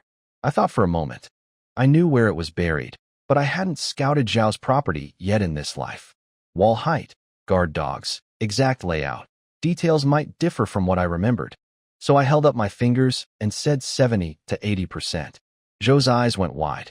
In military terms, 70% is enough to launch an operation. He could tell I wasn't bluffing. He made me a promise. If I delivered the ledger, he would handle everything. He would bypass the county entirely and send it through military channels straight to the military district. From there, they would coordinate with the Provincial Disciplinary Commission. A joint investigation that nobody at the county level could block, not even Qian Dehai. But he warned me to be extremely careful. Zhao Yukai had eyes everywhere after years of running the area. If I tipped him off, the first thing he would do was destroy the evidence. And until this was done, nobody else could know about our arrangement. Not a single person. I agreed, took my new rifle, and left. What I didn't know was what Zhou did after I walked out. He went back to his room and sat there for a long time, wrestling with himself. He kept thinking about my face and that old military photograph. He finally made a decision. He wrote a careful, respectful letter to a high-ranking general in the capital, the man he believed might be my real father. He described what he had observed without making any firm claims, leaving room for the general to judge for himself. If he was wrong, he would accept whatever punishment came. But if he was right and said nothing, he would never forgive himself. The general had been searching for his lost son for 27 years. Zhou sealed the letter with wax, stamped it, and sent it by urgent military mail straight to the capital. Meanwhile, on the ox cart heading home, I was planning my next move. The ledger was supposedly buried under the pig trough in Zhao's backyard, half a meter deep, wrapped in oilcloth, sealed in a waterproofed iron box. That information came from Zhao's wife's confession in my past life. But that was in the 90s, 10 years from now. Had he already hidden it there in 1980? Had he used a different spot before? I couldn't be sure. I needed to scout the property first before making my move. On the ride home, Old Yang noticed I looked distracted and guessed I was thinking about the Zhao family. I didn't deny it. Instead, I asked him what he knew about them. He had plenty to say. He told me how Zhao Yukai got his accountant job in the first place, pure corruption. His cousin Qian Dehai had just become deputy bureau chief, and Zhao bribed his way into the position despite barely having a primary school education. After that, the Zhao family became untouchable. Zhao controlled the commune's money. Qian Dehai covered for him from above, and Zhao tied in ran a gang of thugs below. Old Yang told me about a man named Li Dashuan whose family had owned a piece of land for generations. Zhao Yukai wanted it for his son's new house. When Li refused to sell, Zhao doctored the books to show Li owed 200 yuan in commune fees. Li couldn't pay, so he lost the land. His family was forced into the mountains. His elderly mother died that winter from the shock. Old Yang's eyes went red telling the story. Then I asked about Zhao's habits. Old Yang said Zhao had two vices, drinking and gambling. Every 2 or 3 days, he went to an underground gambling den in the next village. It looked like a tea house on the outside, but had secret rooms in the back for card games and dice. Zhao always stayed past midnight, sometimes until dawn. The gambling operation was protected by Qian Dehai, with a deputy chief of police backing it. Nobody dared say a word. This was perfect. An illegal gambling den was another crime I could add to the pile. The secret ledger plus the gambling ring. That would be more than enough to bring them all down. I asked about Zhao Tietan's habits too. Old Yang laughed bitterly. The kid was a complete waste, drinking, gambling, chasing women. He spent most nights either drunk or sleeping at some widow's house in a neighboring village. Sometimes he didn't come home for days. His mother couldn't control him and didn't bother trying since the family had plenty of stolen money to burn. I filed everything away. The father gambled late into the night every few days. The son often slept elsewhere. That meant there would be nights when the house was nearly empty. That was my window. I asked Old Yang one more thing. Did the Zhao family have a dog? He said yes. One old yellow dog that mostly slept by the front gate and never went to the backyard. Good to know. Back home, the women had already replaced the broken door.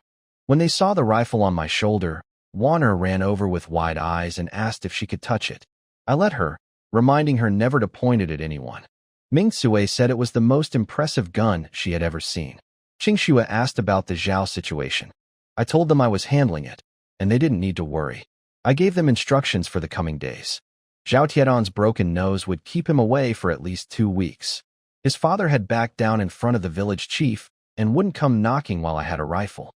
But just in case, I told Qing Xue and Ming Sui to fight back if anyone showed up.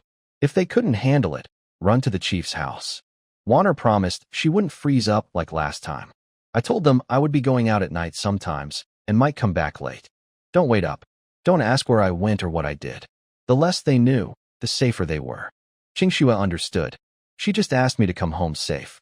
Over the next 3 days, I hunted during the day with my bow and arrows, saving the rifle and its limited ammunition for emergencies. Bullets were precious, 50 per month, and every one had to be logged. For rabbits and pheasants, arrows worked just as well. I bagged dozens of small game over those 3 days and stored everything in the space. The stockpile was growing into a small mountain of meat I could sell at the black market later. The rifle stayed on my shoulder as insurance. If a boar or wolf pack appeared, one shot would handle it. The bow was for earning money. The gun was for staying alive. Each evening I ate dinner with the women, waited for dark, then slipped out to scout Zhao Yotsai's property. After 3 nights of watching, I had the Zhao family's routine figured out. On the 4th night, I hid inside my space and waited near their house. Just after 7, the front door opened. Zhao Yukai and Zhao Taiden walked out. Taiden still had bandages on his swollen face from where I broke his nose. I heard them talking. Zhao Yukai told his son to be patient. He would ask Qian Dehai to find some excuse to confiscate my rifle first, then they would deal with me slowly. They climbed on their bicycles and rode off to the gambling den. I kept waiting. Then something unexpected happened. Around 9 o'clock, Li Zuoyan, Zhao's wife, came out, fed the dog, then went back inside and changed into nicer clothes. She fixed her hair and put something on her face. A woman doesn't dress up alone at night for no reason. Sure enough, she cracked open the side door and a man slipped in, short, chubby, with a limp. She locked the door behind him. They whispered, grabbed each other, and disappeared into the bedroom. The lights went off. Zhao Yotsai's wife had a lover. The father and son were out gambling while she was cheating at home. What a family. But for me, this was perfect. She would be completely distracted. A thunderstorm wouldn't get her attention right now. I came out of the space. First I dealt with the dog. I tossed a meatball laced with crushed datura seeds over the wall. The old dog sniffed it once and swallowed it whole. Within a minute, it was out cold. I scaled the back wall using a folded wolf skin to cover the broken glass on top. I dropped into the yard without a sound. From the main house I could hear the wife and her visitor. They weren't paying attention to anything. I moved to the pigsty. 2 fat pigs were sleeping inside. One woke up and grunted, so I tossed half a sweet potato from my space. Both pigs started fighting over it and forgot about me completely. I crouched by the pig trough, a heavy stone basin, 70 or 80 pounds. Thanks to the spring water, I was strong enough to slide it aside quietly. Underneath was flat dirt that looked no different from the ground around it. I pulled a shovel from my space and started digging.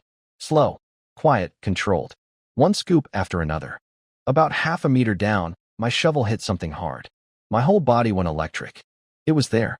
I put down the shovel and dug with my bare hands. An iron box appeared, about a foot square, coated in dark waterproofing oil, nearly invisible against the soil. I pulled it out, wiped it clean, and opened it. Inside, wrapped in 3 layers of oilcloth, was a thick account book. I flipped to the first page. July 1973, diverted 200 yuan from public road repair funds to private account. A few pages later, January 1975, gifts to cousin Qian Dehai. Liquor, cigarettes, and 300 yuan cash, page after page, year after year. I didn't have time to read it all there. I stored the box and ledger in my space, refilled the hole, packed the dirt tight, put the pig trough back exactly where it was, and checked everything twice. No trace left. The whole operation took less than 15 minutes. In the main house, the wife and her lover were still going at it. The dog was still unconscious. Nobody knew a thing. Back home, I slipped into my space and read the entire ledger in the villa study. What I found was bigger than I expected. This wasn't just one corrupt accountant. It was a network stretching from the commune all the way up to the county level. Zhao Yukai was the bottom. Qian Dehai was the middle. And above him, even a deputy county chief was involved. No wonder they were untouchable. This ledger could blow up half the county's government. But that worked in our favor. The timing was perfect. 1980, the start of the national crackdown on corruption. The authorities above were hungry for examples. This case was a gift-wrapped present. The next morning, I went straight to Captain Zhou's office. When I walked in, he could tell from my face. He closed the door, pulled the curtain, and told me to talk. I pulled out the ledger and handed it to him. He opened it. By the first page, his expression changed. By the 5th page, his hands were shaking. He looked up at me with wide eyes and asked where I got it. I told him, Zhao's pigsty, buried under the pig trough. I had staked out the house and dug it up while the family was away. He stared at me for 10 full seconds. Then he grabbed my shoulders. You're one hell of a guy. He said if this went through normal local channels, not only would the case be buried, I would disappear. But through the military route, straight to the top, bypassing everyone in the county, this was going to bring them all down. Zhou looked me in the eye and said I was playing with fire. I told him no, I was setting the fire. And the ones getting burned were them. He laughed and slapped my shoulder. He said Zhao Yukai had terrorized people for years, and this ledger was the blade he had been waiting for. He wrapped the book carefully and gave me strict orders. Stay away from town. Stay away from Zhao's house. Don't talk to anyone about this. Just go hunt in the mountains like normal. Keep the rifle loaded and close. He would handle everything from here through military channels. I understood. The less visible I was, the better. Meanwhile, that same morning, Zhao Yukai came home from the gambling den in a terrible mood after losing all night. As he approached his house, he noticed something. A faint scuff mark on the top of his back wall. Fresh. It hadn't been there yesterday. Most people wouldn't notice. But Zhao Yukai knew what was buried in his backyard. His face went white. He threw his bicycle down and sprinted to the pigsty. He shoved the pig trough aside and started digging like a madman. His son chased after him, terrified, asking what was wrong. At half a meter deep, nothing. The iron box was gone. The ledger was gone. Zhao Yukai let out a scream that echoed across the whole compound. He grabbed his son by the collar, eyes bloodshot, and howled that his account book had been stolen. Then he caught himself. The secret of that book could never be shared with anyone, not even his own son. He let go. His mind raced. He had guarded this secret for 8 years. Nobody knew it existed. He always handled the box alone, deep at night, with every door locked. How could anyone have found it? Then it hit him. His wife. She was home alone last night. If someone climbed the wall, she should have heard something. Unless she was too distracted to notice. Unless she was doing something else. He stormed into the kitchen and grabbed Li Zuilian by the arm. He demanded to know what she was doing last night while he was gone. Her face drained of color. She thought he had found out about her lover. She stammered that she was just sleeping. Her eyes darted everywhere except his face. Zhao Yukai had spent a decade reading liars in the commune. He could see right through her. He slapped her hard across the face and told her to talk. While I was handling things on my end, Zhao Yotsai's world was falling apart at home. He beat his wife, demanding to know what happened last night. She thought he had discovered her affair and broke down completely. She confessed everything. She had been sleeping with a man from the next village for 6 months. Every time Zhao went gambling, the man snuck in through the side door.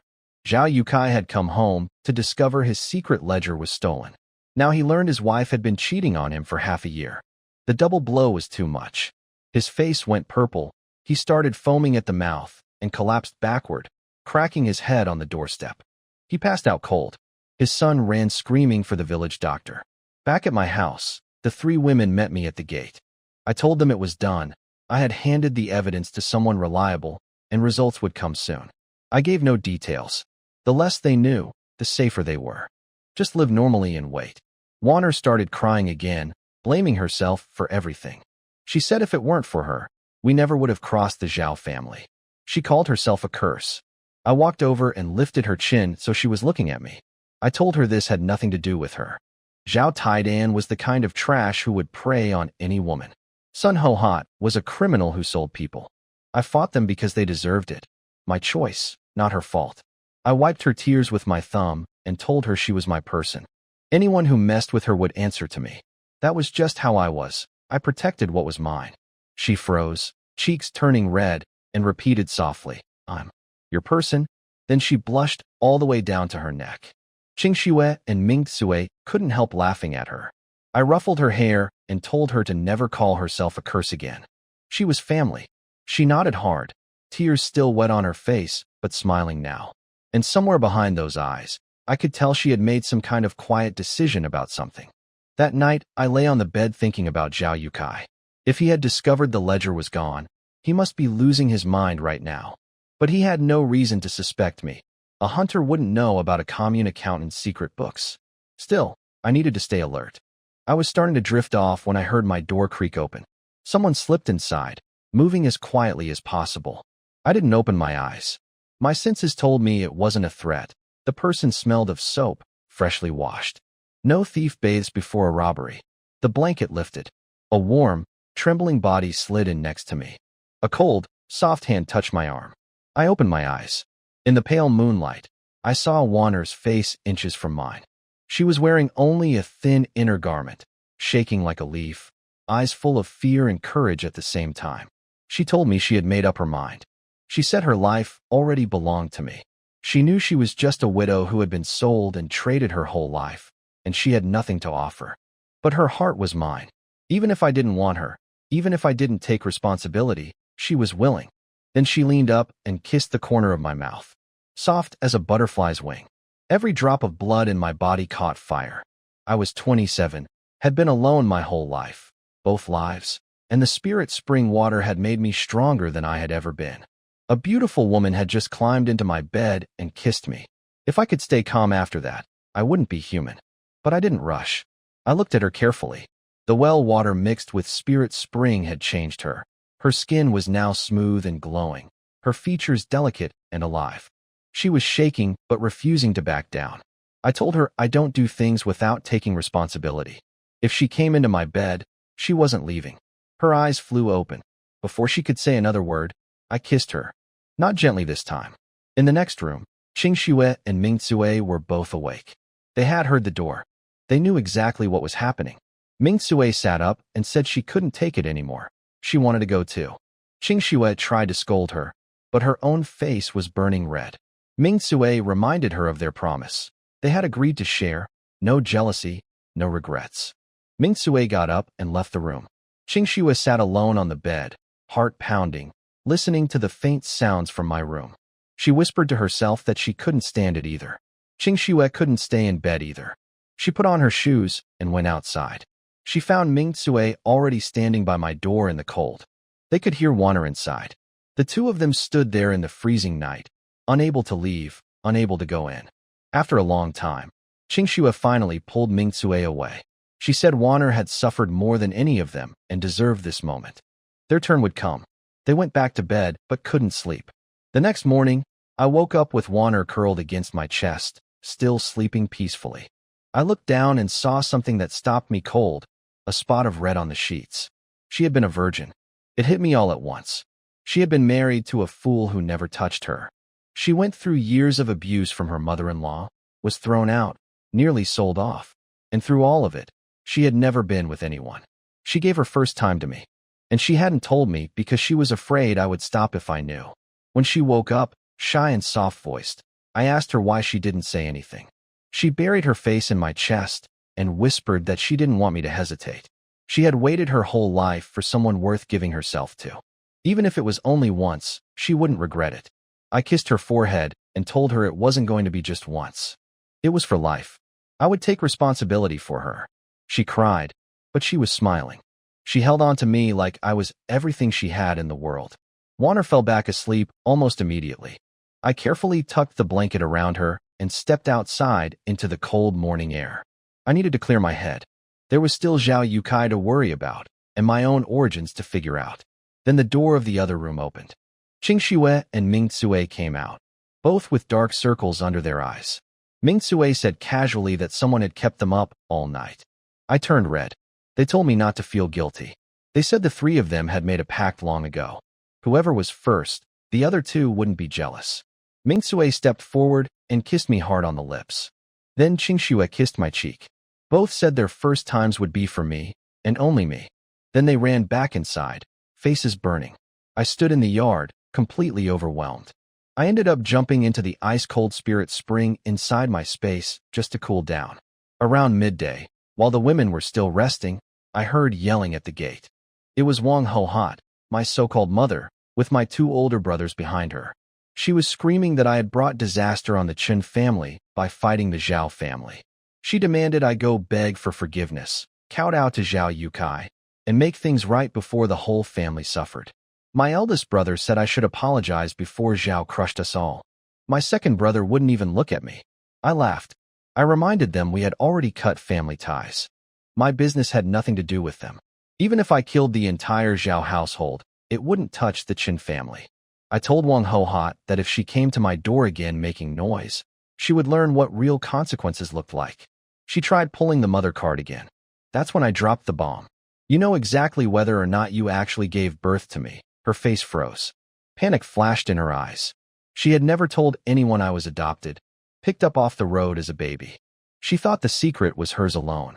She stared at me, voice shaking. What? What do you mean by that? Wang Ho-Hot's voice wavered after what I said. I didn't explain further, just gave her a look that made her skin crawl. She knew exactly what I meant. My eldest brother, Chen Dashan, lost his temper. He charged at me with his fist raised, screaming that he would teach me a lesson like the old days. I sidestepped, grabbed his wrist, and twisted. His wrist popped out of its socket. He collapsed, screaming and rolling on the ground. My second brother, Chen Erniu, didn't want to fight. He had heard what I did to Zhao Tietan's gang. But Wang Hohat screamed at him until he rushed me. I kneed him in the chest and punched him in the face. He flew backward, blood pouring from his nose. I told all of them, "Come to my door again, and next time it won't be just a dislocated wrist and a bloody nose." Wang Hohat went berserk. She lunged at me, clawing at my face.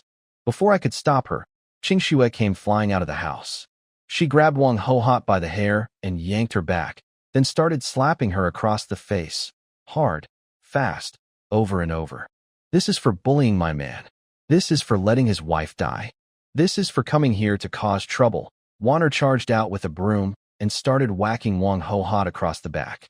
Mingcui kicked her legs out from under her, shoved her face into the dirt, and told her that if she ever touched our man again, the three of them would break her legs. I stood there watching, genuinely impressed. These three women had been beaten down their whole lives, called cursed, thrown away by their families, told they were worthless. But now they had something to fight for, and they were fearless. The villagers gathered around, laughing and cheering. They said Wang Hohat had it coming after years of mistreating me. I told the women that was enough. They stepped back. Wang Hohat lay in the dirt, bloody and shaking, glaring at us with hatred. I looked down at her and warned her one final time to stay away. She saw something in my eyes that finally scared her into silence. My two brothers limped away, one clutching his wrist, the other his bleeding face. Wang Hohat dragged herself after them.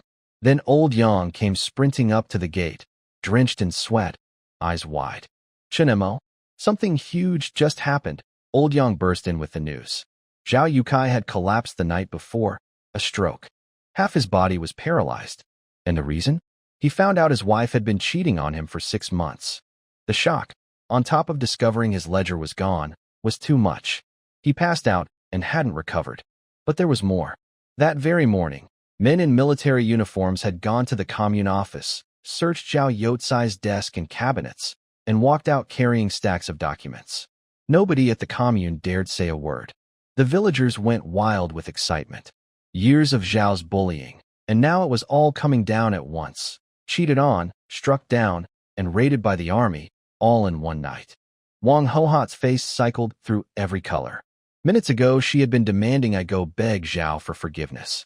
Now Zhao was flat on his back with soldiers tearing through his office. She glanced at me nervously. I was standing there perfectly calm, with a slight smile.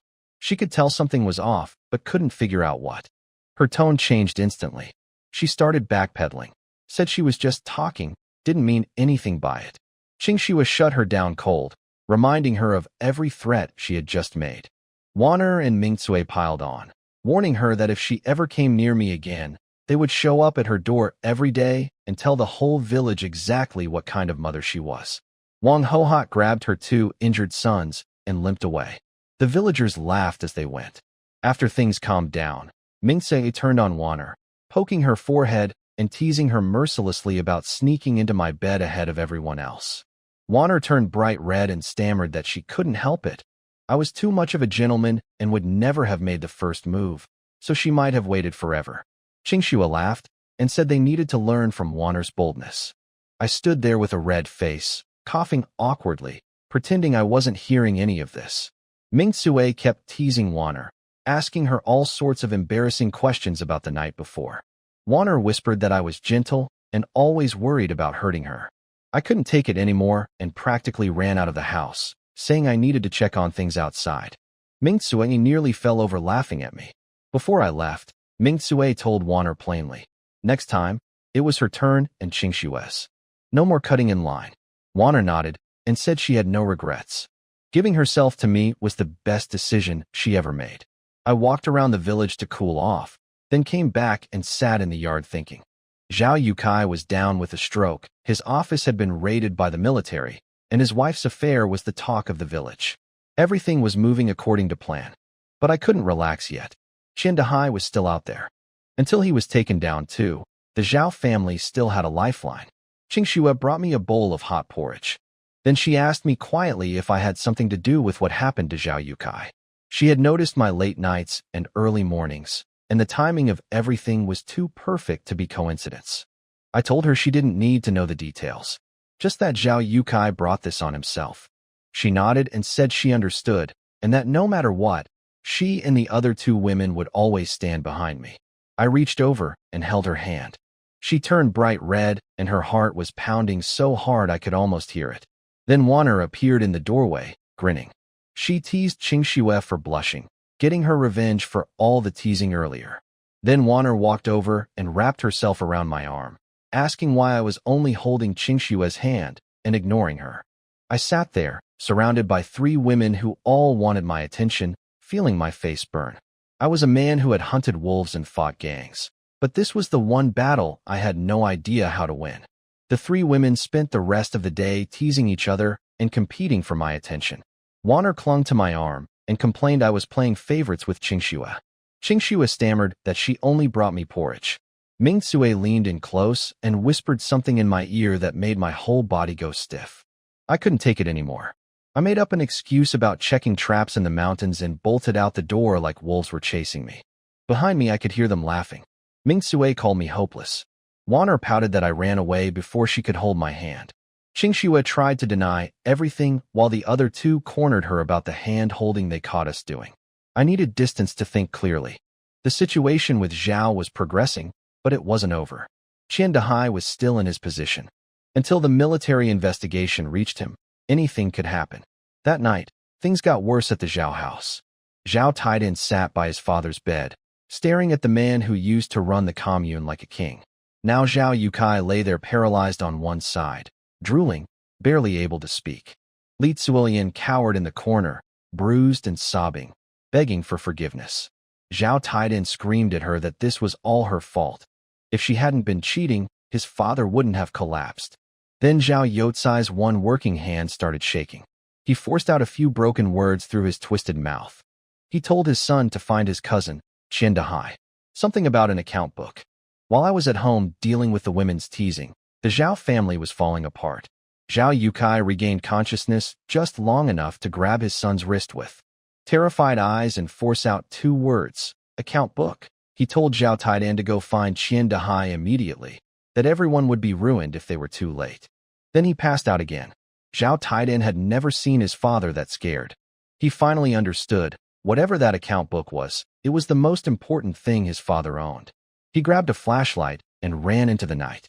At Qian Dehai's house in the county seat, the deputy bureau chief was already on edge. He had received word that afternoon that military personnel had raided Zhao Youcai's office at the commune. The military getting involved was his worst nightmare. Soldiers didn't care about local connections or favors. When Zhao Taidan burst in and told him about the stroke, Qian Dehai relaxed for a moment. He thought it was just the wife's affair that caused it. But then Zhao Taidan repeated his father's last words, account book. Find your uncle, or everyone is finished. Qian Dehai's cigarette dropped from his fingers. He exploded. He slapped Zhao Taidan across the face and started raging. He had told Zhao Yukai years ago to destroy those records.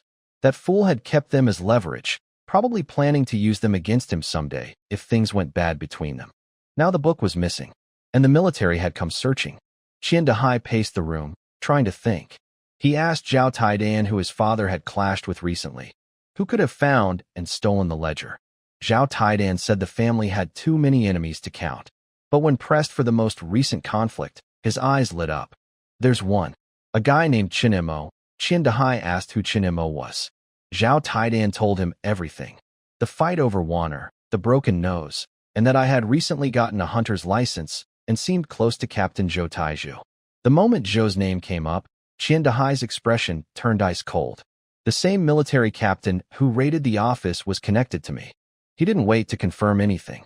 He called in his enforcer, a big thug named Lu Biao, and ordered him to go to Green Mountain Village that very night, grab me, and find out where the ledger was, by any means necessary.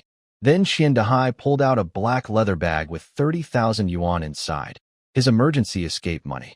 20 years in the police system, and now he was preparing for the worst. Meanwhile at home, I lay awake in bed, thinking. The real target was never just Zhao Yukai, it was Qian Dahai.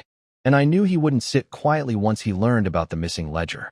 Warner came to my door, unable to sleep, worried about retaliation. I told her not to worry.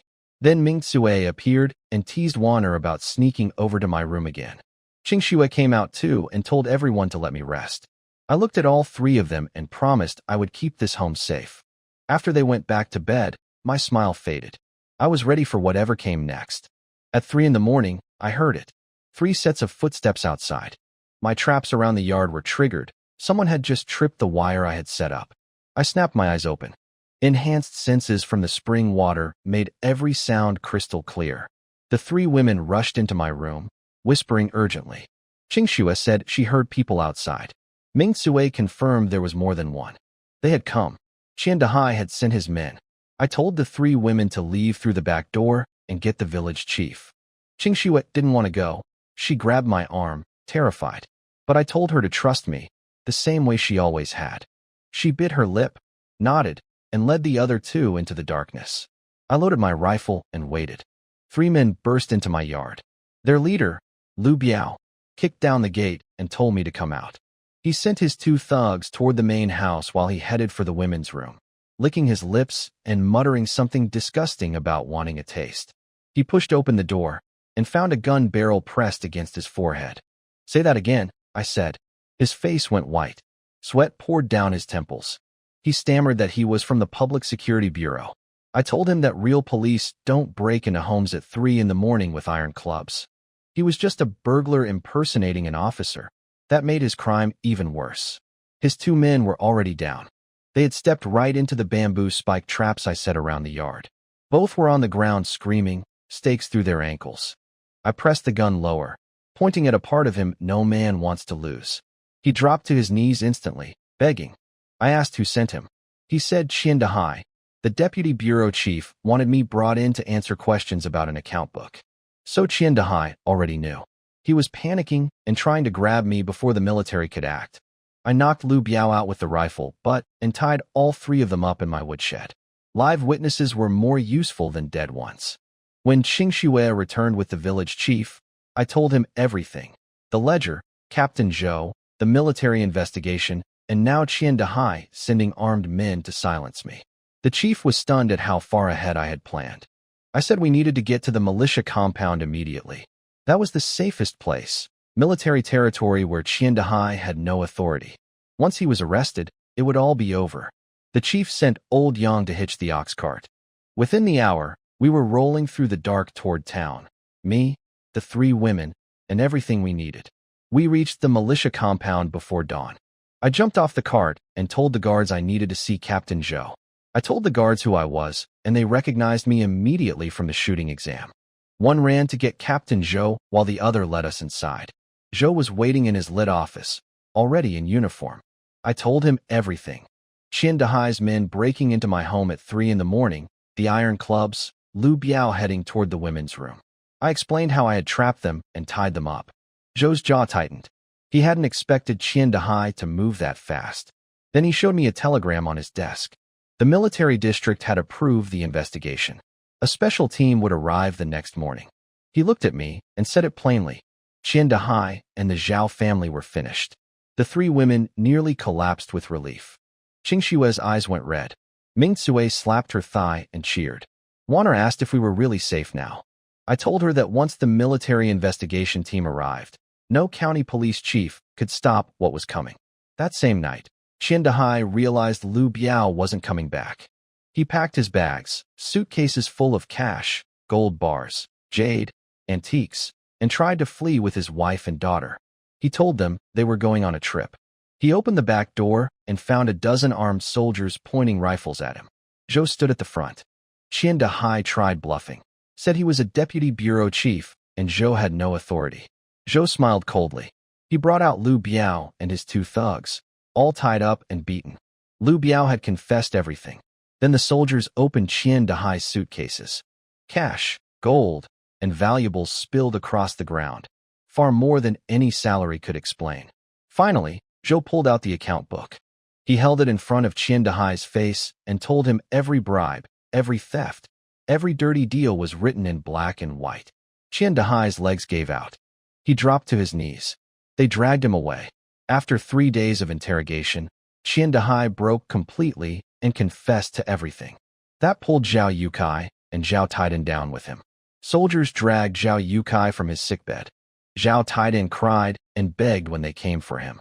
The news spread through the village like wildfire. People celebrated in the streets. A few days later, the 4 of us came home. The case was closed. We had spent days giving statements and testifying. Ming Sui stretched and said she was exhausted. Warner leaned against me and asked if Zhao Taidan would really never come back. I ruffled her hair and told her he wouldn't see the outside of a prison for the rest of his life. Qingxue looked at me with soft eyes. I had kept every promise I made. I said I would protect them, and I did. I said I would bring down the Zhao family, and they were gone. The village chief and his wife came by with 2 baskets of eggs. He told me I was the village's savior, that for years, nobody could touch the Zhao family, and now they were gone because of me. He said the eggs were the least he could offer. I tried to refuse, but he insisted. I thanked him and accepted. After they left, I got quiet for a moment. I told the 3 women that I would never forget the kindness people showed me. The village chief lent me money when my wife was dying and helped with the funeral. And the 3 of them, they had taken turns nursing my wife, bringing medicine, washing clothes, and helping with the burial. I remembered all of it. They blushed and said I had done far more for them. Warner said maybe it was fate. She promised that the 3 of them would take care of me the way my late wife would have wanted. Qingxue and Ming Sui agreed. From now on, we would live as one family. The next morning, I got up before dawn. I grabbed my rifle, bow, and hunting gear and headed into the mountains. Since getting my license, I went hunting every few days. The mountain was my livelihood. After about an hour of hiking through the misty forest, I crouched down and found what I was looking for: fresh wild boar tracks. Big ones, deep prints, no more than 2 hours old. Broken branches, fresh bark scrapings from tusks on the trees. There was a stream ahead with wild yams growing along the bank, perfect feeding ground for boar at this time of year. I moved silently toward the stream, testing every step before putting my weight down. Then I smelled it, the sharp, sour stink of wild boar droppings, very close. I pressed against a tree and listened. Heavy breathing and the sound of something rooting in the dirt just ahead to my left. Found it. I spotted the boar through the leaves, a massive black beast, at least 200 pounds, tusks gleaming in the morning light. I steadied my breathing and raised the rifle. The key was patience. Wild boar have thick skulls, and a bad shot means a wounded, raging animal charging straight at you. I waited for it to lift its head. The moment its ear came into view, I fired. The shot hit its side, not the perfect kill spot, but it punched through the lung. The boar screamed and bolted into the trees. I didn't panic. I followed the blood trail calmly. Dark red blood with foam in it, a lung shot. Fatal. It just didn't know it was dead yet. 200 meters later, the boar collapsed. I kicked it to make sure, then checked the wound. Clean through the lung cavity. About 230 pounds of meat. My first thought was to store it in the space and sell it at the black market. But then I stopped myself. I thought about all the people who had helped me. The village chief who stood up for me again and again, old Yang who always had my back, and the ordinary villagers who at least didn't turn against me when times were hard. In my past life, I kept everyone at a distance and died alone. This time, I wanted to do things differently. I hid the boar under some brush and went down to find the village chief. When I told him I had a 200-pound wild boar up the mountain, his eyes nearly fell out of his head. He called a group of young men to help carry it down. When they saw the boar, they went crazy with excitement. In an era where most families rarely tasted meat, a whole wild boar was like a miracle. The chief asked what I wanted to do with it. I told him I wanted to share it with the whole village. Everyone was shocked when I said I wanted to share the boar with the whole village. The chief's eyes got wet. He said most people would have kept it all or sold it. The young men who helped carry it down couldn't stop thanking me. I told them it was nothing.